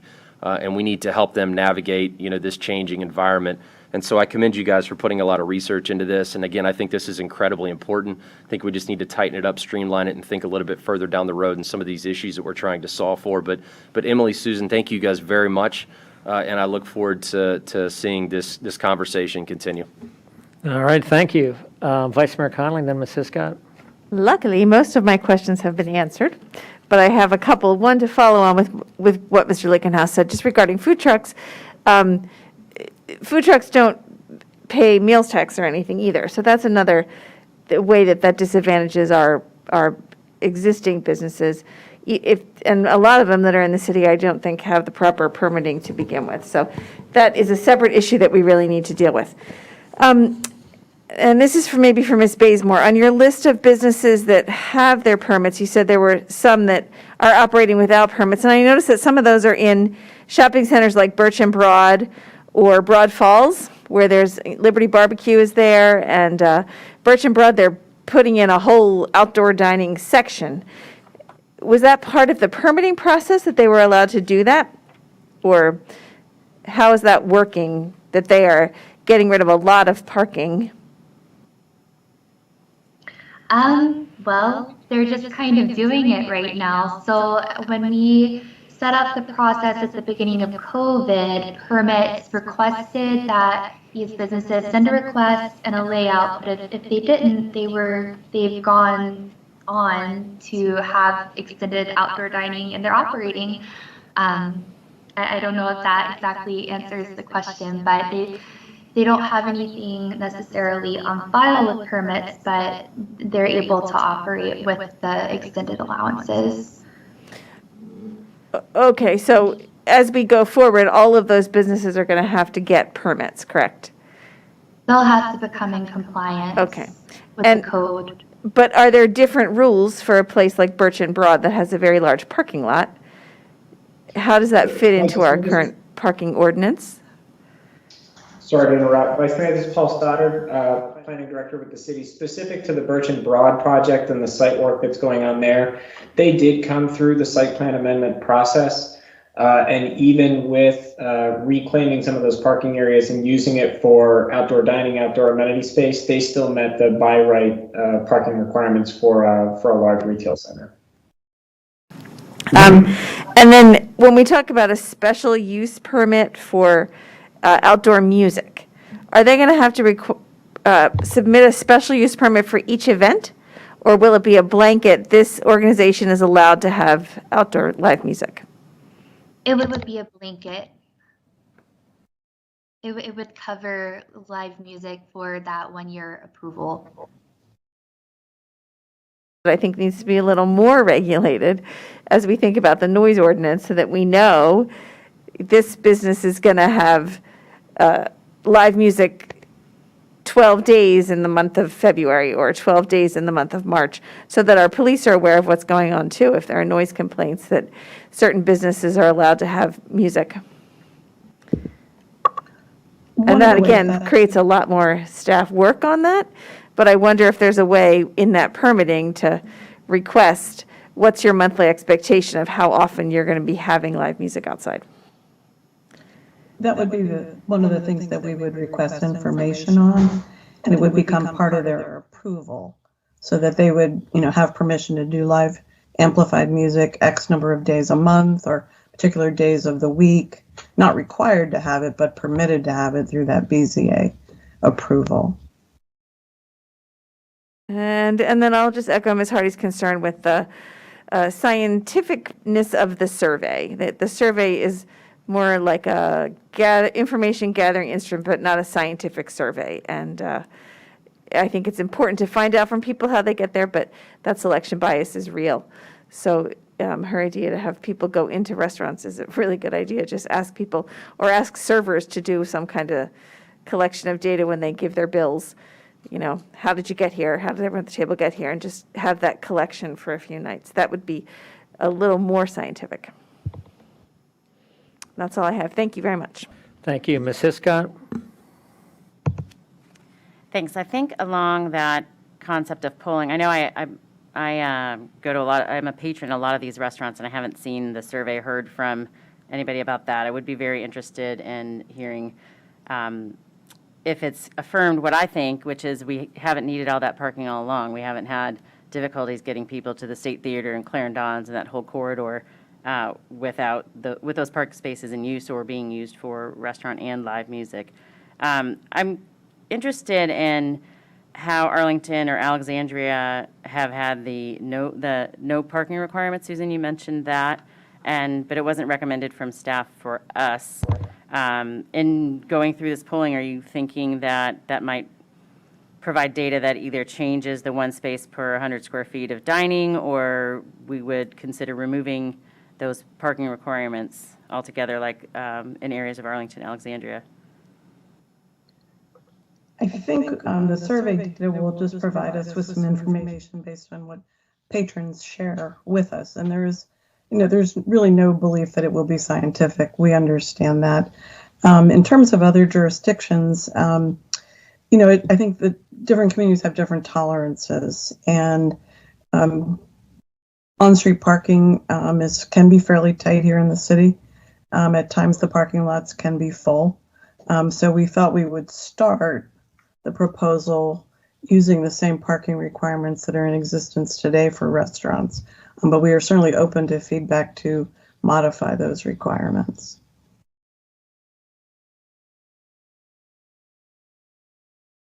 That would be advantageous to the patrons and to the businesses. The other question I had is just on those 7 or so businesses that have expanded now that they can have indoor and outdoor dining. My instinct is that a lot of them have higher revenue. Like I'm thinking about Dominion, for instance. Its seating capacity outside is greatly, it's a lot bigger than inside now and enjoyable to be at. And I was just wondering if we had any idea on how we're doing revenue-wise with the expansion, like back to Mr. Snyder's cost-benefit analysis of making any of these changes. Do we have information on that? We do not have that included as part of the report. That's something we could definitely follow up on, though. Yeah, it might be an argument for or against in combination with parking. Those are my only questions right now. Thank you. Thank you. Mr. Duncan? Thank you, Mr. Mayor. Two things. One, I'm in favor of increasing the city's population to the point where we're able to support our business community with all walk-in and bike-in traffic. Until we achieve that status, I'm also interested in providing parking to people who are driving through town looking for a place to eat. So I would like to see us, and I can think of a couple of examples of sort of pending applications for restaurant uses where, the property right next door has ample parking because it's a daytime office use, and I'd like to see us facilitate discussions between new restaurants that want to open and existing businesses that have parking so that underused parking is tapped and provided for people who are driving through town and want to stop and patronize Falls Church restaurants. My second point, I guess, is maybe to the city manager. You've heard what everybody has to say about the process and streamlining it and so forth. Yet, the things that these staff do are important things, fire safety, food safety, accessibility. I mean, this is serious business. And just because we want it to go faster, my experience is it's not going to necessarily go faster unless it's properly staffed. So I guess my question is, as you prepare the budget for next year, can we tap into, since this is to some significant degree pandemic-inspired, ARPA money to provide a surge capacity for staffing the process that's outlined or whatever process we end up with, so that we could move through these things at a pace that will satisfy everybody up here. And once we do that, I agree, I think with Mr. Lickhouse's view that, every year seems like a lot. I mean, once we've done a good job the first time on assessing the compliance of these important standards, let's assume with proper monitoring that approval is good for a while. Is this something ARPA money can help us with? Let me look at that, and I'll get back with you on that. I appreciate that thought. All right. I've got a few comments and questions. I'm going to offer a slightly different view. I do want to make sure things are streamlined, but I would say as an attorney who does zoning and real estate work in other jurisdictions that it's important that the locality have some teeth to enforce, as Mr. Duncan said, safety issues, frankly, noise issues, accessibility issues, because although the vast majority of our restaurants, and maybe all of them, are fully compliant, there will be a time when there is someone who doesn't want to follow the rules or who wants to bend the rules, and you want to make sure that the locality has the ability to bring the hammer down if need be if you find someone who's non-compliant. And so I do think it's important to have some sort of process which is as quickly administered as possible, but nonetheless, it can't be fully by right, in my opinion. And I do have a few questions. So one, if the music is not amplified, do you have to go through any process at all, or is it simply by right approval? It would be by right. And so there would be just the approval of the outdoor seating and the music, and that would be it. So if somebody had, for example, non-amplified, like there's a rock band that had, a drum set and, it's not amplified, but nonetheless a drum can carry forever, would they need to go through any process, or is it just set up and have at it? I think the city manager wants to speak. Excuse me? No. I was poised to speak, but I think you're better positioned to speak, so please go ahead. The noise control ordinance would be the thing that we would have to look at. And you would exceed 65 decibels fairly quickly with a drum kit. Okay. And so is part of the ordinance language itself say that you have to follow the noise limitations? Is that actually in the ordinance, or does it just have to be separately enforced? It is in the ordinance, and it would be enforced by whatever city agency is responsible for that. Okay. And how about the widths that are required to be preserved? For example, I heard you talk about ADA. What is that width? Did I hear 3 feet, or am I thinking of something else? 36 inches, that's correct. 36. So to my mind, that's very tight. I mean, sidewalks to be ADA compliant, to my recollection, are 5 feet, are they not? And so 36 inches is pretty tight. I guess I would just want to make sure, and what happens in my experience as well is that businesses, you say 3 feet, and that ends up creeping to be, it ends up being 2 feet. And so people are trying to get around a business. And so I think we should give some consideration to make sure folks, particularly those with accessibility issues, but also people in strollers, can get by.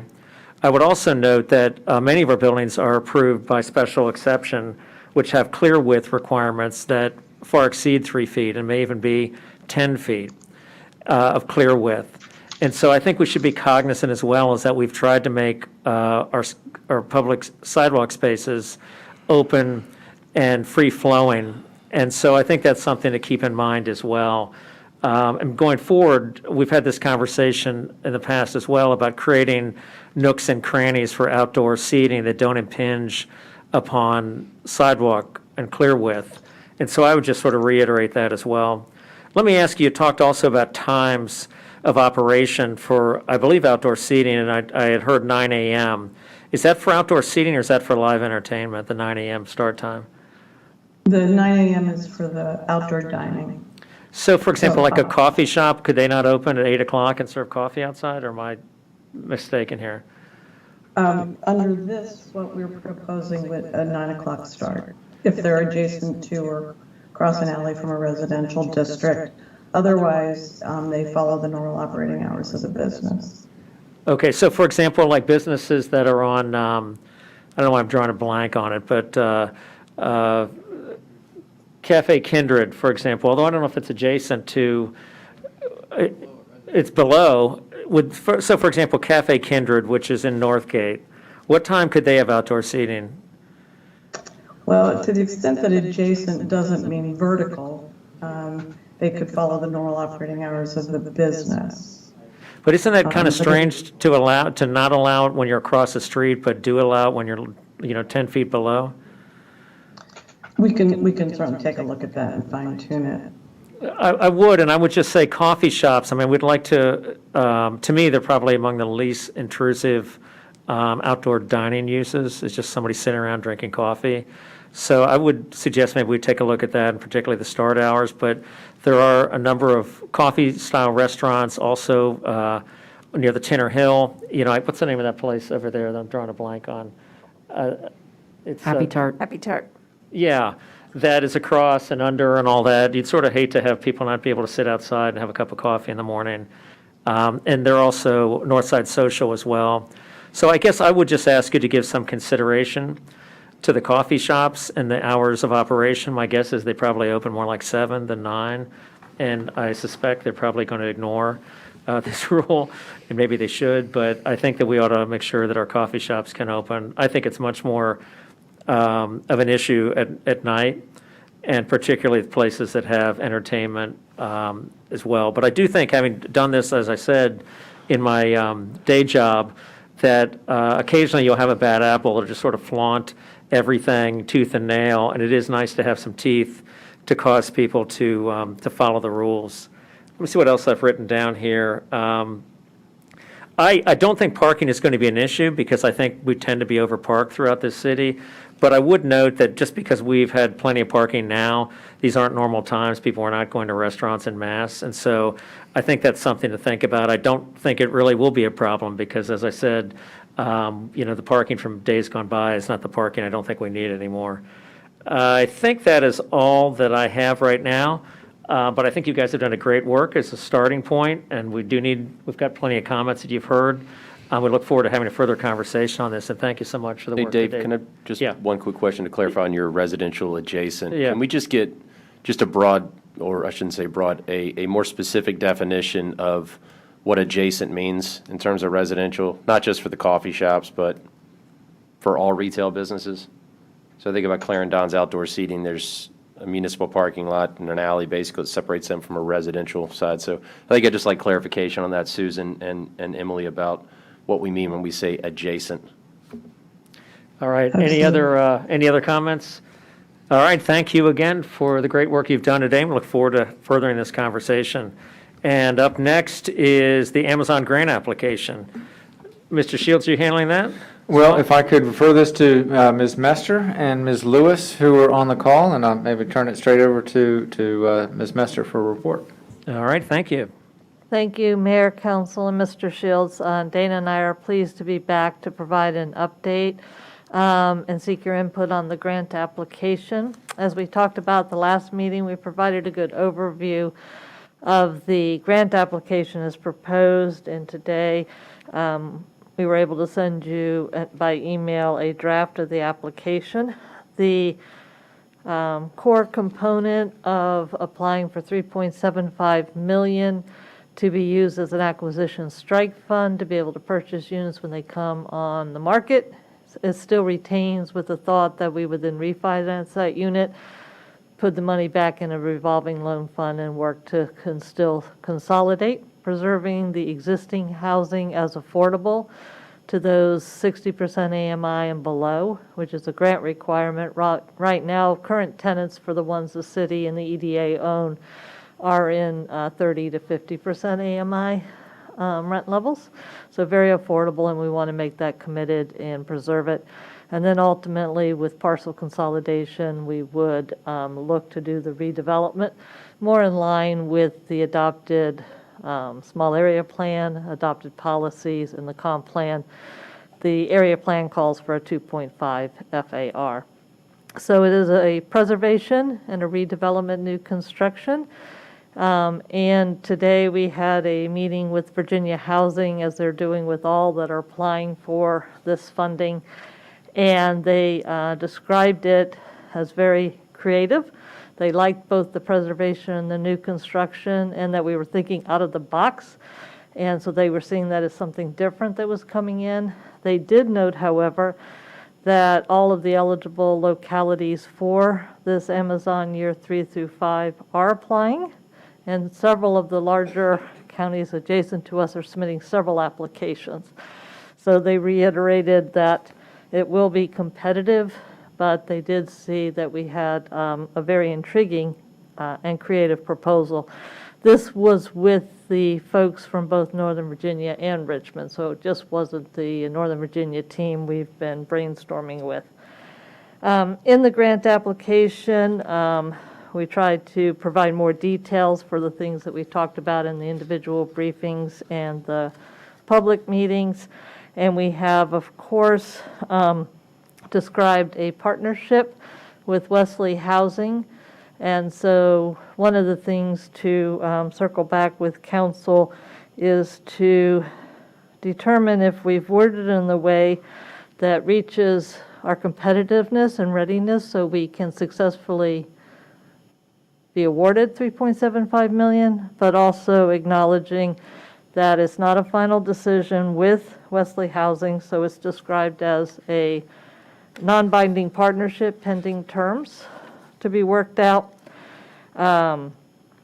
We do need to have a partner, where the application does require listing a developer partner, and so we have described it, as I noted, as non-binding. Wesley stepping forward to be considered, but it's not a final decision, but it would allow us to have the near-term operations, partial consolidation, and then eventually work for a redevelopment, most likely using the low-income housing tax credits, which council is familiar with from the fields where Wesley's involved, and or some of the projects we tried to do with Falls Church Housing Corp. In around 2008, 2009.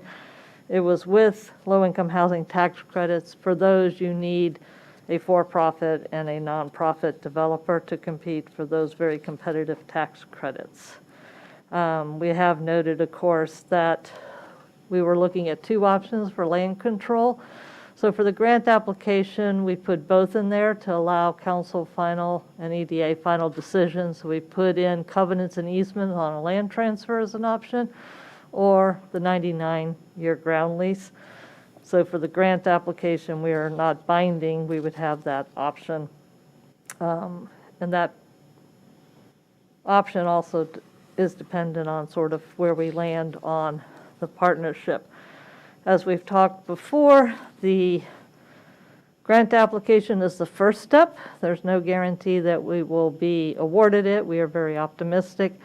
Then we have to work out the agreement. It will be several months from when we submit till we are awarded, and we will certainly continue to work the issues and the opportunities for the future acquisition as well as the refinancing of the current ones so that that cashback piece can be pursued. So that is a highlight summary of the application. There's, of course, a lot of details in terms of need, justification, policy, and some graphics. And it's not the final one. And so this evening, staff was most interested in getting some feedback and follow-up. That we will revise the grant application, and for your September 27th meeting, bring forth a staff report with the resolution to support the grant application. And I would like to also confirm that we now have received letters of support both from the Housing Commission and the EDA that will accompany the grant application to Richmond.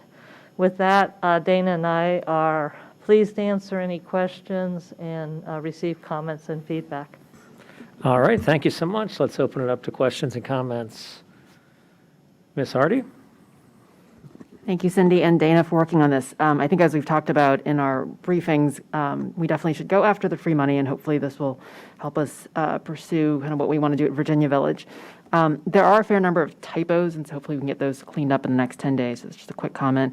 I think in the application, I also read that there was contemplated a tax abatement for nonprofit developers. Do we have one in place already, and is that something that we need to spend more time talking about, or is that a commitment we're making to Wesley or another nonprofit developer? Council has adopted and is on the book the ordinance for tax abatement for those under state code that are not automatically eligible, which is predominantly churches. It has to, some of the criteria ties to council's visions and goals, and affordable housing would be one specific one. So council has the ability to entertain that. We put it in place around that 2008, 2009 former affordable housing project. So we noted that it was an option, but it would require formal review and action by council to grant it. And as one side note, it would not have a fiscal impact because currently the properties are owned by the EDA in the city, so they're tax exempt. Got it. And so as it's written now in the grant application, a partnership with Wesley is not a definite, it's an option, and does not preclude us from pursuing partnerships with other nonprofits or even going with a private developer. Is that correct? We have written it loose, so we have that option. I will note, we have, just to reiterate for the public, we have specifically highlighted Wesley Housing as the developer that's partnering with us now, because we have to have somebody. We cannot sign the agreement with Virginia Housing without finalizing that developer piece still. So we'll definitely continue to work it on the day after we submit the grant application. And yes, we will correct the typos. I wanted to get the content out quickly, and this evolved over the weekend. Great. Well, thank you for all the hard work. I look forward to kind of us digging, hopefully after we submit the application, we can spend more time talking through those options some more. Thank you. Mr. Snyder? Very short comment, let's go. Other comments or questions from anyone? Okay. Mr. Lichtenhouse? Yep. Cindy, thank you, and thank you for the time that you and staff spent briefing us on this application. So I am in support of it. I think we've talked about some of the specific concerns around the financial mechanics, I should say, about operating those units that we would buy as well as future development. And so I don't want to get into all of that tonight, but I do just want to clarify in terms of the mechanics of acquiring those, operating those, negotiating a future development deal as well as ownership, operation, management, and development lead, does this application give us enough flexibility to be able to manage that from almost every angle and negotiate that from every angle without invalidating the award of that grant? Meaning, it seems like, at least what I'm hearing in your voice and through your comments, we're applying in partnership with Wesley. So to get that grant and then to say we're walking away from that could put that money at risk. So I understand that piece. I just want to make sure that, at least based on what I read through the application before this work session, that we have enough flexibility in the deal structure to make sure we still have the ability to do what is in the best interest of the city based on input from council and others. Bless you, Dave. I do believe, sir, we do have that flexibility because we've called out, we want to preserve, we want to do the future redevelopment, we need to address operating maintenance, the refi, all Yep. those core tenants are there. We did say it was non-binding with Wesley, so that will give Virginia Housing a heads up that obviously we still need to finalize that. They will not execute the agreement if we haven't solved who the developer is and who's going to Got it. Yeah. execute those core Okay. tenants. I like to get into details of the deal. And Yep. it makes me a little nervous committing to a deal just based on a overall broader grant application, but it sounds like we have that flexibility. And I will say, just based on conversations that I've had with folks at Amazon that are in this world of affordable housing, I think the fact that we're committed to doing something that is permanent puts us kind of higher on the list, because that's certainly what they're solving. What they want to solve for is affordability, permanency, not just rent abatements and short-term credits and rent checks that we're handing out. So I think that what you guys have put together in terms of that permanency of a project should put us in a good position. But again, hopefully I have time to be able to sit down with you guys once we're awarded and talk through the deal mechanics in terms of how we operate the properties, the development deal that we negotiate with Wesley to make sure that the city's financial interests are protected in the long run. Definitely, and I would Okay. say even before the award, we'll start it after we submit the application, because for the points you just made, I'm very optimistic we'll be successful, so we want to be ready to go as soon as we can. And concurrently with this, we have been working some financials and pro formas, and I look forward to following up with you Okay. on your offer to do so. All right. Thanks, Cindy. All right, other comments or questions? All right, thank you very much. Look forward to hearing more about how this proceeds, and look forward again to some affordable housing, some more affordable housing here in the city. So thank you all for your efforts. Thank you, council. All right, let's move on to Founders Row. Mr. Shields? Thank you, council. And Mr. Stoddard is on the call, and he has responded to a council request to provide an updated comparison of voluntary concessions from various projects in recent years, and include in that analysis where we are right now with the current offered voluntary concessions for Founders Row 2. And so, Mr. Stoddard, maybe if you could summarize some of the key points of this chart, and also just a few notes in terms of the methodology and the efforts we made to make it a fair comparison and an apples-to-apples comparison. Sure, happy to do that. Thank you, Mr. Manager. Thank you, Mayor Tarter and members of council. Paul Stoddard, Planning Director with the city. Apologies that this wasn't available at your last work session on Founders 2 application. Many thanks to the staff that worked, I think, pretty tremendously over the last couple days to pull this together to make sure it was available for your discussion tonight. As the manager asked, I'll walk you through a little bit about what's in the chart and how staff arrived at it, and how we tried to provide a consistent look at projects, because there is sometimes some differences in how the information comes in. I know there's a lot of information on the chart and the print's pretty small. Let me just ask, is everyone able to read it at this Zoom level? Do we need to zoom in? You're on the chart, but hopefully we all have glasses so that we can look at it that way. But it's pretty small, but we appreciate you putting them together. I don't think we can see them on the screen, but I'm sure some of us have better vision than others. But I think with glasses, I think we'll muddle by here. Okay. All right. Let me just walk across just to orient council to the chart. So it's arrayed with columns of information going across the page, and then projects going down the page. So we've got in the green column on the left, project name and completion date. For the purposes of this chart, staff went back to the 301 West Broad and the 455 at Tinner Hill. Projects that were completed in 2016. Those were the mixed-use projects that delivered in the city after the recession. And so the thinking at the staff level was, let's start with these one to make sure the chart doesn't get too big by going all the way back to 2000. But also these are largely the projects that are on the same footing in terms of where real estate has been. Next column is just to ground the projects in some basic information, project acreage and floor area, with project acreages ranging from a low of 2.1 acres to a high of 4.32 acres.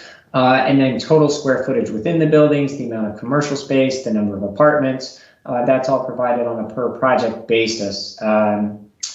Let's see, utility undergrounding. So then the rest of the columns are all the information about what projects provided. And these are either the project components that are in the VCs that are high dollar cost, or are those major topics of conversation within the community.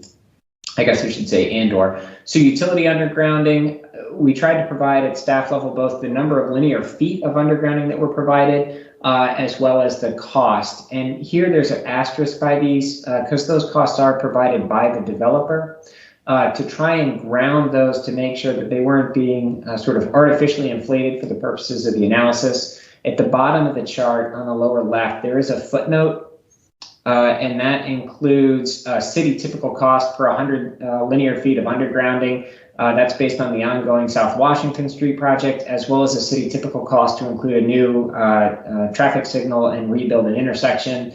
That's $1.5 million, and that's based on recent as well as upcoming projects programmed in the city CIP. Going across the list again, next column, transportation and streetscape. And again, staff provided the number of linear feet of streetscape, as well as other elements of the multimodal transportation system, whether that's a bus shelter, a traffic signal, a post-development traffic study. Some of these dollar numbers come specifically out of the VC, the voluntary concessions. The numbers are specifically written in. Those that are asterisked are developer estimates. And you'll see sometimes there's discrepancy in how this is provided, and largely that's a function of how a developer had budgeted it. You know, what was the line item? Did they spread it out by streetscape? Did they include the streetlights? Did they include the trees? Sometimes the information includes different elements. Schools, parks, and civic space. This one's relatively straightforward since those are typically cash contributions. Although not always, as you can see on the, for example, on the Insight project, it's the 1, 2, 3, 4th down since we've now lost the row headers. ADUs, affordable dwelling units, the total number of units provided, the percentage of units that was, information about the AMIs, and then also noting that the control period has recently changed as council successfully negotiated to get those projects committed for the life of the project. Stormwater, whether that was contributions to the stormwater fund or volume reductions, and then environmental sustainability. This is where we, staff tried to record information about lead programming, the number of electrical vehicle chargers, and other things on that, for example, green roofs. And then the last column, here it's the estimated total value as well as the per unit value, trying to normalize the data. You can see a low of $13,500 to a high of $46,000. And just a couple things to note about this. One, there are sometimes values that were either not included in the project because that information wasn't available, or back when the analysis was done, we didn't think to include it in the chart. Just for context, the top two rows that were for the 301 West Broad and 455 Tinner, those were analyses that were done previously and staff simply carried those forward. We didn't update them for the purposes of this exercise, so some of that information is old. The other thing to note is that even though some projects have a higher or a lower per unit cost, that doesn't make a project good or bad. Of course, VCs alone are not a reason to approve or deny a project application, but also there are other things that go into a project that might make it worthy or not worthy of an SE approval. That's the highlight of how we got to the chart, as well as some information about how the projects compare. There, I'm happy to take questions. The numbers, for example, a project from 6 years ago, is that number adjusted for inflation, or is it just the actual numbers from whenever, 2016 or 2000, whatever? They're not controlled for inflation. Those are the straight numbers from that year. So for example, like a project from 2016, even that's 5 years ago, for purposes of this analysis, you're using the old numbers? Correct. Okay. All right, let's go ahead and open it up to questions and comments from folks.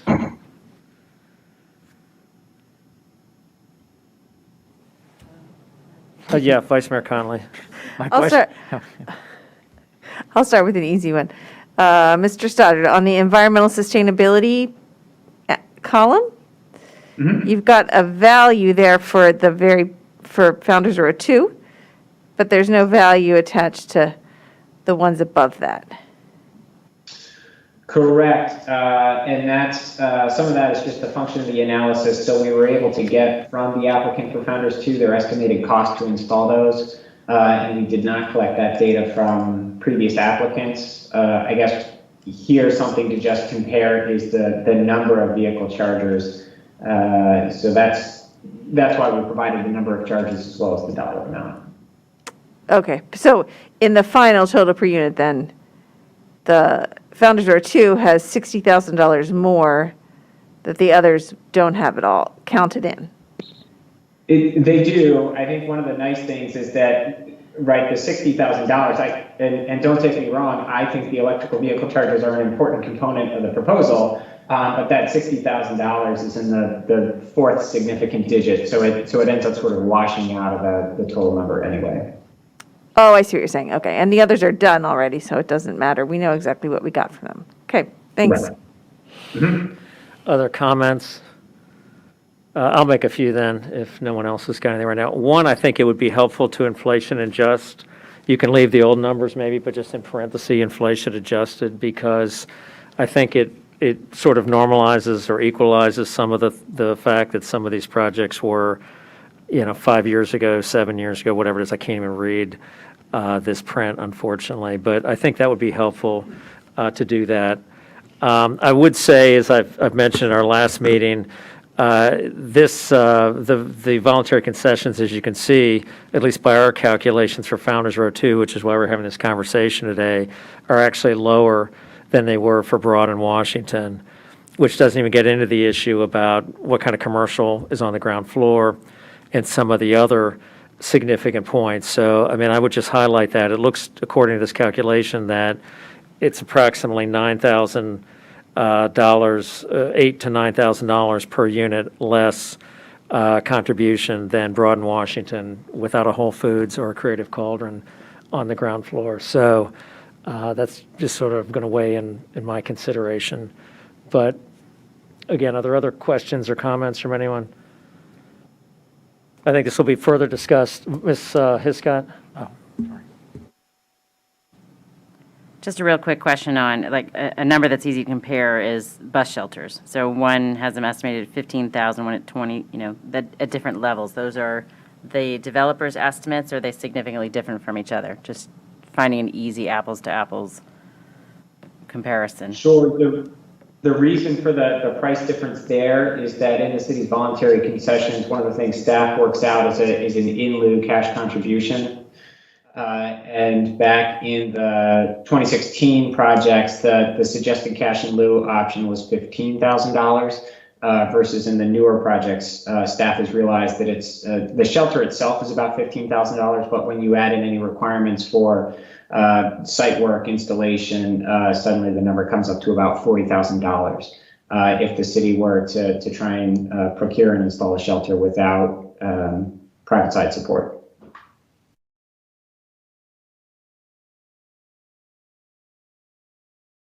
Thank you. Paul, one thing that's also not measured is sort of the accelerating impact of deliberation. I mean, the numbers that are on the projects at the top are the final approval, all in, all work done numbers, right? Whereas the numbers for a project like Founders Row 2, which is at the early stages of consideration, don't reflect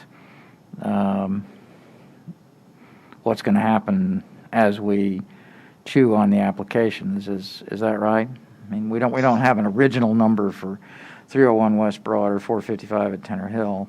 Those are the final numbers that we ended up with after we had, engaged in vigorous negotiations with the applicant. That is correct. It's typically after council takes a formal action to take first reading and refer it out to boards and commissions that certainly the technical staff would review these things in earnest and suggest dollar amounts for system upgrades or other required work on the site, as well as you mentioned, feedback from the boards and commissions to include or amend different pieces of the application, which also tend to move the VCs per unit calculation higher. Okay, another thing not measured is the use which each of these buildings replaced, which in some cases had some value and in other cases did not have as much value, but in the case of Founders Row 2 is a known number. Do we have any idea, compared to the other 5 here, where Founders Row 2 stacks up in that regard? In other words, what is the replacement value of what is being proposed there relative to current use? Yeah, at the staff level, we struggled a little bit because we did really want to restrict ourselves for this chart analysis just to what is in the VCs. But I think the question you're asking about is largely around the fiscal impact or maybe sort of the economic presence impact of the proposed project. Yeah, I think that's right. Which is a separate number. It's sort of where we began the process, but finally, go ahead. I'm sorry. I was just going to say we typically include that in the fuller staff report. And I think we had some summary information in the work session report for your last Monday's work session in terms of the total fiscal impact of the site as well as sort of the economic activity that was ongoing. Finally, just because you highlighted it yourself, the difference that we have made in the affordable housing component. So the 301 and 455 were both 20-year buildings, 20-year ADU units, and every building since then has been, including Founders Row 2, proposed as lifetime ADUs. So is that figured into the calculations? I know there's a lot of cost associated with dedicating ADUs for the life of the project, but is that factored into comparing the above ones with the lower ones? It is. So generally, the way applicants, developers develop the value of that affordable housing, I'm sorry. I can speak to the 2 most recent ones. I can't speak to the previous ones, but for both Broad and Washington and Founders 2, staff did apply the same number. So it was the value that the city and the Insight team negotiated, per unit type, per AMI level, what was that value per unit? City staff applied that same negotiated rate to what was proposed for Founders 2. Okay. And I guess finally I would observe the phrase you used of economic presence, relative economic presence of the buildings. Obviously, everybody knows that 301 West Broad's Harris Teeter and Tenor Hill is Target, and Founders Row 2 is across the street from what we hope will be a very dynamic commercial hub with a movie theater and so forth. The primary economic presence of Founders Row 2 is, in no small part, related to the affordability component, which is 12%, right, which is higher by some significant factor than the earlier buildings. Is that correct? Yes, I'm sorry, I was trying to reference back to the staff report from last week, still trying to, that question about change in fiscal performance on the site. Go ahead. So I apologize, I missed the question. No, that's all right. I mean, the point of my question, I think, is probably pretty well taken. Anything further that you've come across as you dove back into the old charts? I did. So to go back to your question about change in fiscal activity on the site, what was included in the staff report from last Monday? Let's see, the proposed net fiscal impact, and this is not net, but net fiscal impact of the Founders 2 proposal is $433,000 annually. We haven't calculated the full net fiscal impact on the existing site, but to put it in context, I think the total collection for business and sales tax on the current site going back for about 2 years has been a total of about $1,300. So that's not including the property taxes, but just in terms of business activity, level of activity has been low since the Rite Aid closed. Well, there's no activity, right? It's a closed business, but that's essentially all new development is at closed businesses. Nobody's, shuts down a place with an active lease generally. Mr. Rick, Thank you. Mr. Lichtenhouse. Yeah, Paul, one thing that would be helpful, since we're comparing VCs per unit, would to see net fiscal per unit added to this chart. I think you guys have another chart that just basically merging that, because I don't look at this as just VC costs, because some of this is not necessarily apples to apples, whether it's inflation or, the $2.5 million rent subsidy to Creative Cauldron. I'd also like to look at net fiscals on a per unit. I think we've always looked at it on a per acre. So I think it'd be an interesting analysis to look at it that way.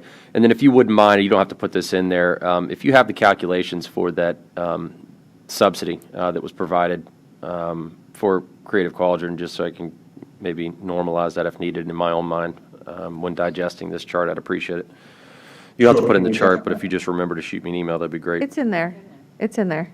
The calculation itself? It's 2,455,000. No, I'm talking about how they got to that. Methodology. Oh, the methodology. it- Got it. It's X square footage times 10 years times what they think is a market rent, percentage. how they got to it, yeah. All right. Okay, thank you. Mr. Snyder? Do we have any update from Founders Row 1?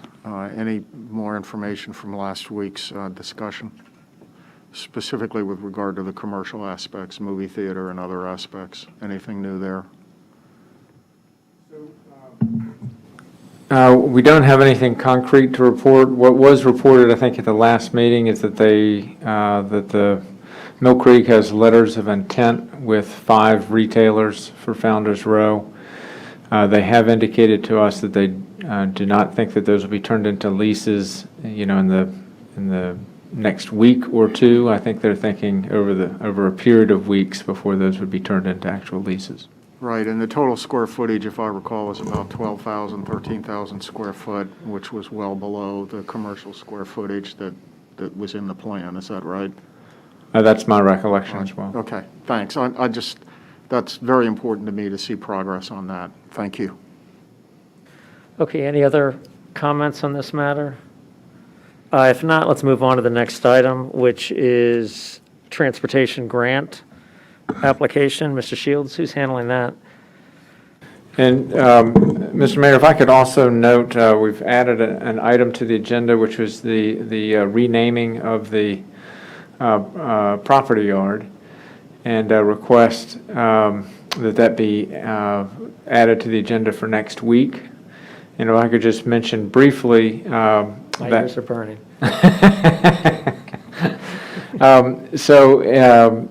Council, I would like to propose that upon the retirement of Robert Goff from the city after 40 years of distinguished service, beginning as a maintenance worker in the water utility and rising up to be an inspector in the water utility, and then ultimately to be the director of operations for the entire Public Works Department, that the property yard be renamed the Robert Goff Operations Yard.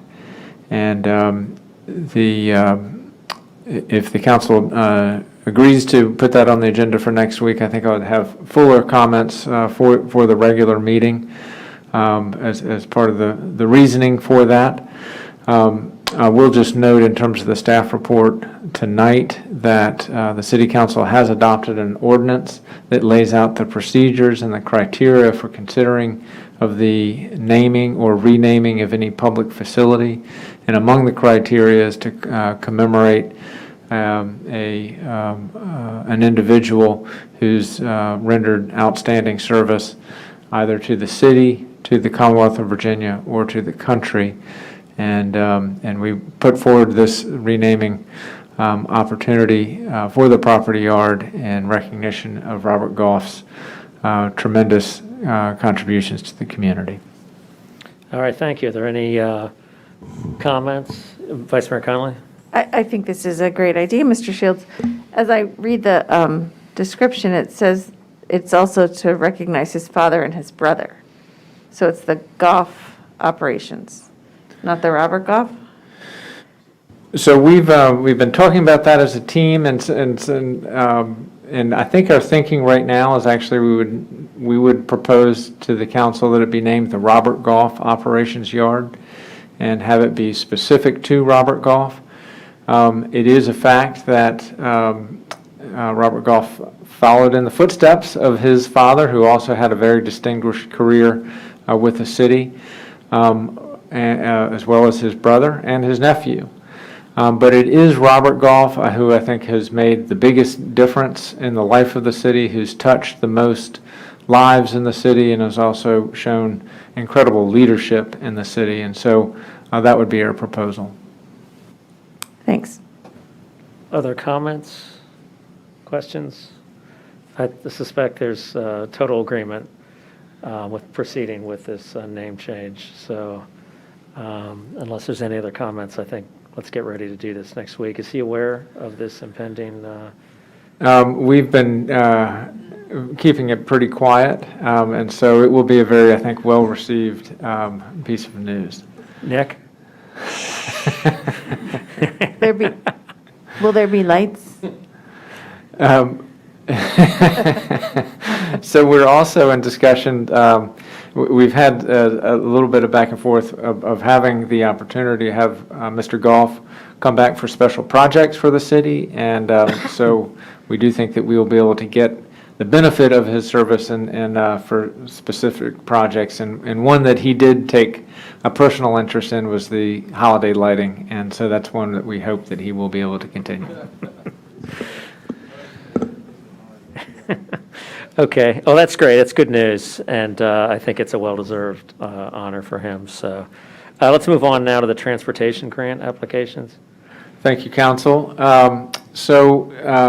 Cindy could easily handle this. Do you want to just jump in and just describe the 4 grants? Sure, be pleased to. And I do note that Caitlin Sosby, our grants manager, is on, who's our right and left hand when it comes to doing grants. So she's available for questions as well. So this is a request for council to put this on consent for your next meeting to adopt resolutions required as part of our VDOT applications for 4 grants. 3 are revenue sharing grants, which are the 50-50 match, and then 1 is for transportation alternatives, which is an 80-20, so it's a good leverage of local funds. This is projects that have been in the transportation planning arena as well as in our CIP. The transportation alternatives application, which focuses on Lincoln Avenue Green, has been enhanced in terms of the scope and the work from the Stormwater Task Force and the community engagement. And we have had several good focuses for that Lincoln area, which we have outlined on lines 78, where we put a summary chart to give you a perspective of where we're pursuing additional funding for the Lincoln, because it's both neighborhood traffic calming, narrowing, stormwater. There's a lot needed there. So we provided that summary chart for you. For the revenue sharing grant applications, it's 2 intersection improvements, and then for Lincoln, it would be the road bed reconstruction. And Lincoln has several components, whether it's stormwater, neighborhood traffic, or in this case, road beds. So we highlighted for you the area that would be for road bed reconstruction, which is northwest to the city limits. The intersection improvements are similar in scope, but is talking about replacing the traffic signals, getting us off poles and lines from Dominion on their own mastheads, but also most importantly, improving the bicycle and pedestrian experience and safety and ADA compliance, consistent with some of our earlier discussion. And so that's a highlight of the 3 grant applications. We did do pre-applications, so the grants are now have been scoped in by VDOT, so we can submit the October 1 full grant applications. Then we'll go through the VDOT approval process and ultimately Commonwealth Transportation Board for approval. So there'll be some time before they get approved. Once again, we are optimistic that all 4 can be approved, but there's no guarantee on that yet. The challenge that we've had is because of COVID, some of the funding cycles have been pushed out, as you see, into the out years. So we have escalated these costs with some contingencies and inflation, given how far out they've been pushed. But with that, the match money is in the FY 22 to 27 CIP. We just will have to align the years if we get these grant awards, because the fiscal years are different. And we are using a mix of funding sources for debt and predominantly NBTA transportation money, as this is in the Special Transportation Fund. So that's a highlight of 3 grants that we're pleased that we're able to submit for key infrastructure for the city. Great. Thank you so much for all your work on that. We really appreciate it.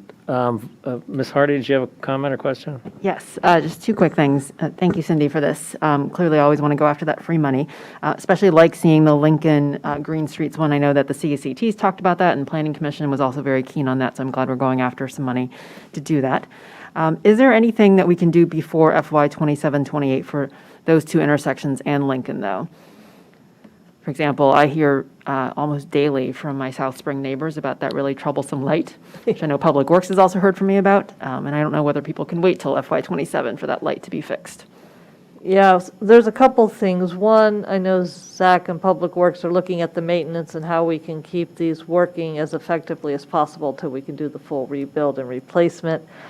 The other thing, which won't be a definitive answer yet, but with the current revenue projections we're hearing from Richmond, the Commonwealth Transportation Fund has $350-some million of surplus money projected above what they've budgeted.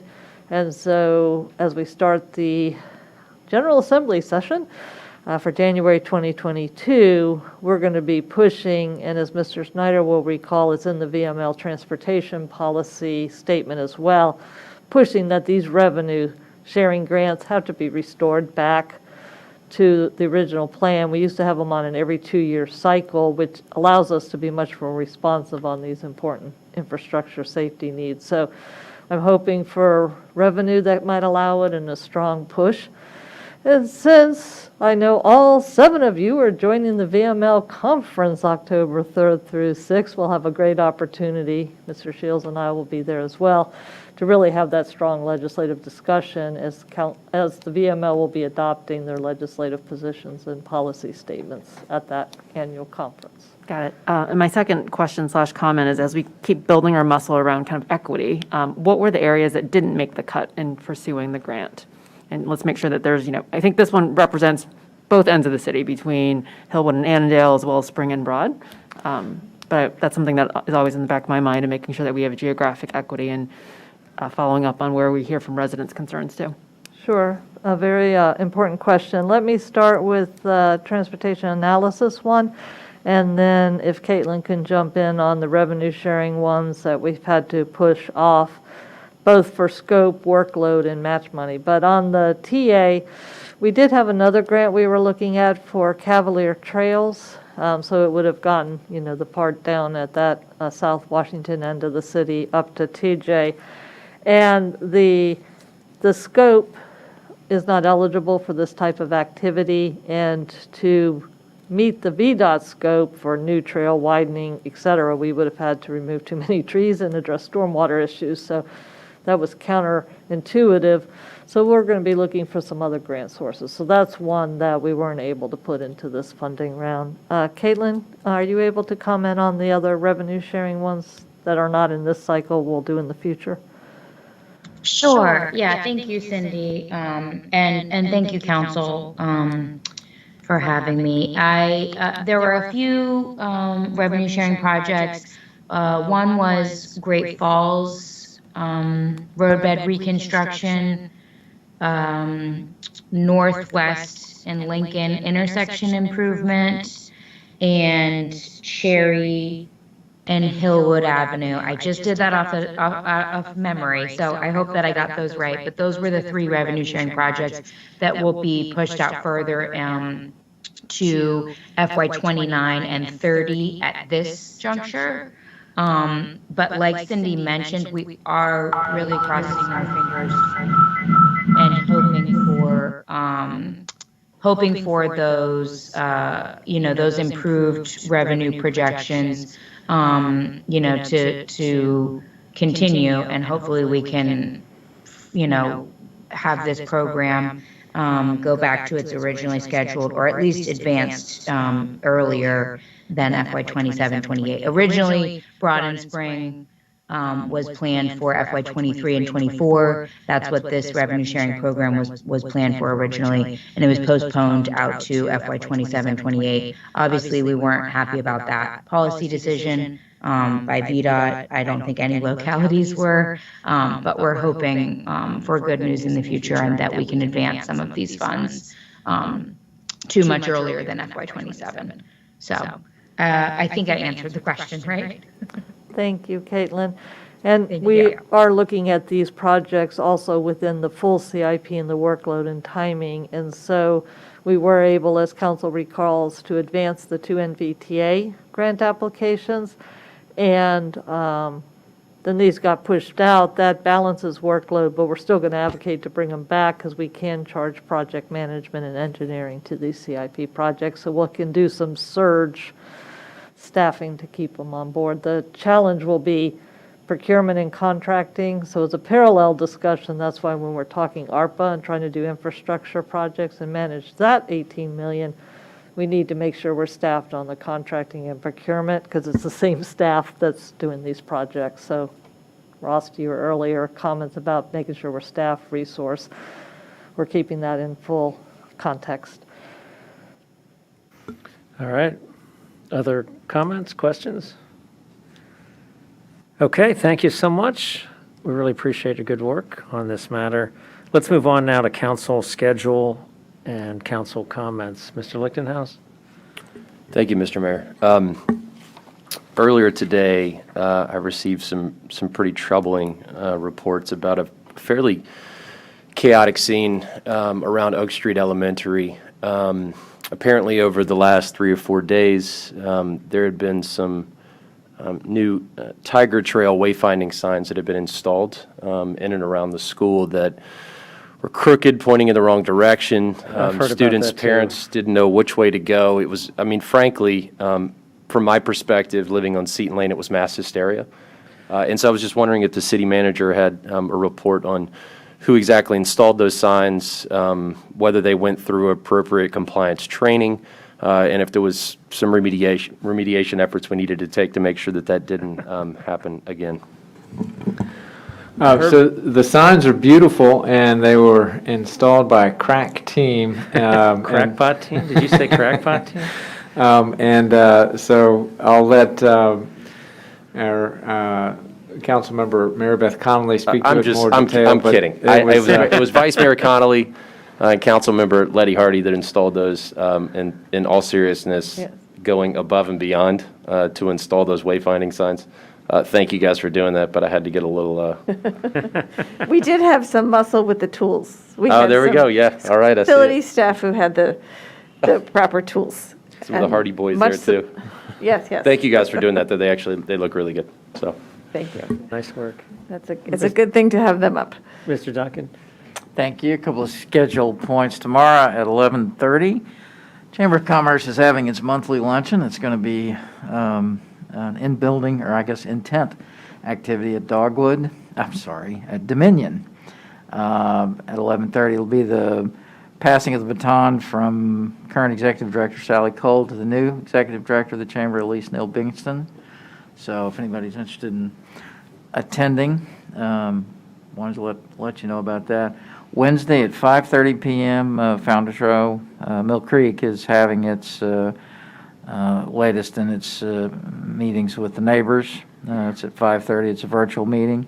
So if anybody wants to tune in and get details about how that project is coming along, you're welcome to dial in. I can send you the number. And Thursday, the Economic Development Committee meets, and I'll have an agenda out tomorrow about that. Before I leave, I wonder if Wyatt could speak to anything that he may have found out about the traffic pattern signal situation at Founders Row 1, which we got some emails about. So that has, there's a new signal up at Park Avenue and West Street, Northwest Street. And we've been going through a little bit of growing pains with that signal and getting the public used to it. And we also had some timing issues that we had to work through. So it is something we're going to continue to keep an eye on. I do think that staff has gone through some changes that went into effect today, and so we'll be watching very closely what the public's reaction is to that signal timing regime and making additional adjustments if needed. But I do want to note that there was another set of changes that were implemented today, and I think it's gotten to a better place than where it was before, but we're going to continue to watch it. Okay, I thought I noticed the signal timing southbound on West being longer than it was before, which is good, just this afternoon. But the traffic yielding situation on the turn from, the continuation in the minds of most people on Northwest Street, which has really become a four-way intersection, particularly once Founders Avenue opens, is just sort of going to take some getting used to, and I don't know if there's any way around it except put up signs that say, new traffic pattern. The signage seems pretty clear, yield when turning left on green, but it's not yet in people's minds that it is a left turn. They think it's a continuation, but it's not anymore.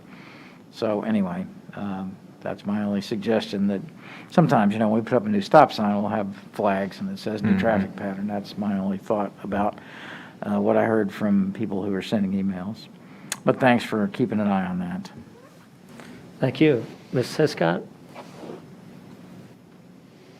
I was just going to make the same suggestion about signage. I was coming from the other direction, though, and when you're going west to west, it seems like you should be on the same street, but you're actually making a right turn, and so that is, while that might be just education for some, it's still a little unusual of an intersection, so I do think signage, at least temporary signage, if not permanent signage, would make that easier for those to see. So just adding to that, but thanks for updating the timing so quickly. I know of some folks who could put up signs who might be able to, unless, anyway, if I had a hammer, I'd, Ms. Hardy? Thanks. Not to belabor point, but besides the signals, I think it's also addition and changes in lanes are new for people. So I think there's now 3 lanes going southbound on Northwest, and it looks like if you're heading westbound on Broad, there will be another right turn lane near the garage entrance, because it suddenly gets really wide and people get confused what they're going to do. So I do think some extra communication to drivers and maybe eventually pedestrians too, as the sidewalk opens up, would be helpful to help people get used to things. I did have additional things. So I know that we all noted that last week our regional colleagues have adopted the plastic bag tax. I know it's on our agenda later on this month, but I look forward to hopefully us adopting something regionally consistent with the region. I think much like the gun ban, it only makes sense for us to be in coordination with what everyone else is doing too. All right, thank you. Mr. Snyder? Sure. For a future city council session, I'd ask for a briefing on fire and life safety code enforcement in multifamily buildings, as well as any recommendations. Thank you. Yes, we will schedule that. All right, any final words, any last comments? Vice Mayor Connolly? Just one question. Is the October 4th work session going to be canceled? So we are currently showing it on the Excel spreadsheet as to be canceled due to the Virginia Municipal League Conference. Okay, and then those 2 items will get moved to the, What I would Or the- currently am proposing is that they just get moved as a work session at the end of the next regular session. okay, that sounds good. Thank you. Mr. Duncan? Sorry, just one other thing I meant. We did get a note from somebody asking about graffiti, which was, I think, on the back of the Tower Square Shopping Center, private property, but it's visible, obviously, to public rights of way. What's our situation on graffiti that shows up on private property? So the city council adopted a graffiti ordinance about 5 to 6 years ago. And that ordinance does set forward a standard where we provide notice to a private property owner, and it needs to be removed within, if I recall correctly, 15 days. If not, then the city will remove it, and the expenses are charged to the private sector. If there's graffiti on public property, then the city needs to have it rectified, within that same time frame.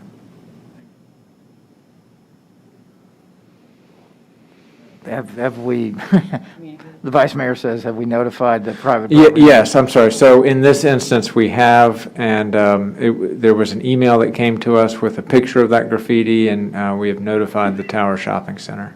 So that clock has started. Okay, thank you. All right, any last words? Any final comments from anyone? Should we go ahead and adjourn our first meeting back in many, many months? Get your vaccines. We went through this whole meeting and nobody said anything about vaccination. So the news today is that younger kids are probably going to be able to get vaccinated by maybe the end of October, November. So let's just, get ourselves ripping and ready to get shots in arms of the younger kids so that we can get our numbers driven up.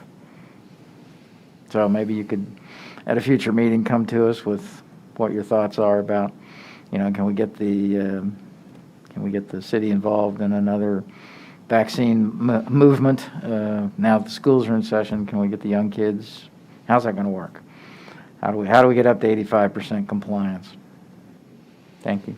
So we'll come back and provide a report on the strategy for that. And we did have a briefing today with the mayors and chairs meetings with the NVRC, which the mayor presided over.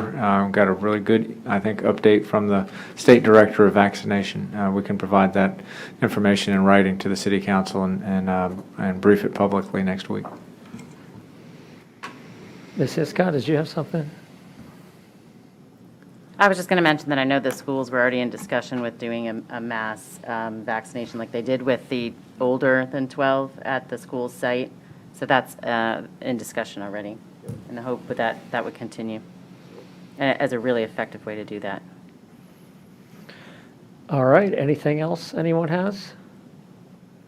In honor of Mr. Z, I move we adjourn. All right, let's do it. We are adjourned. Thank you, council. Back in business here in City Hall.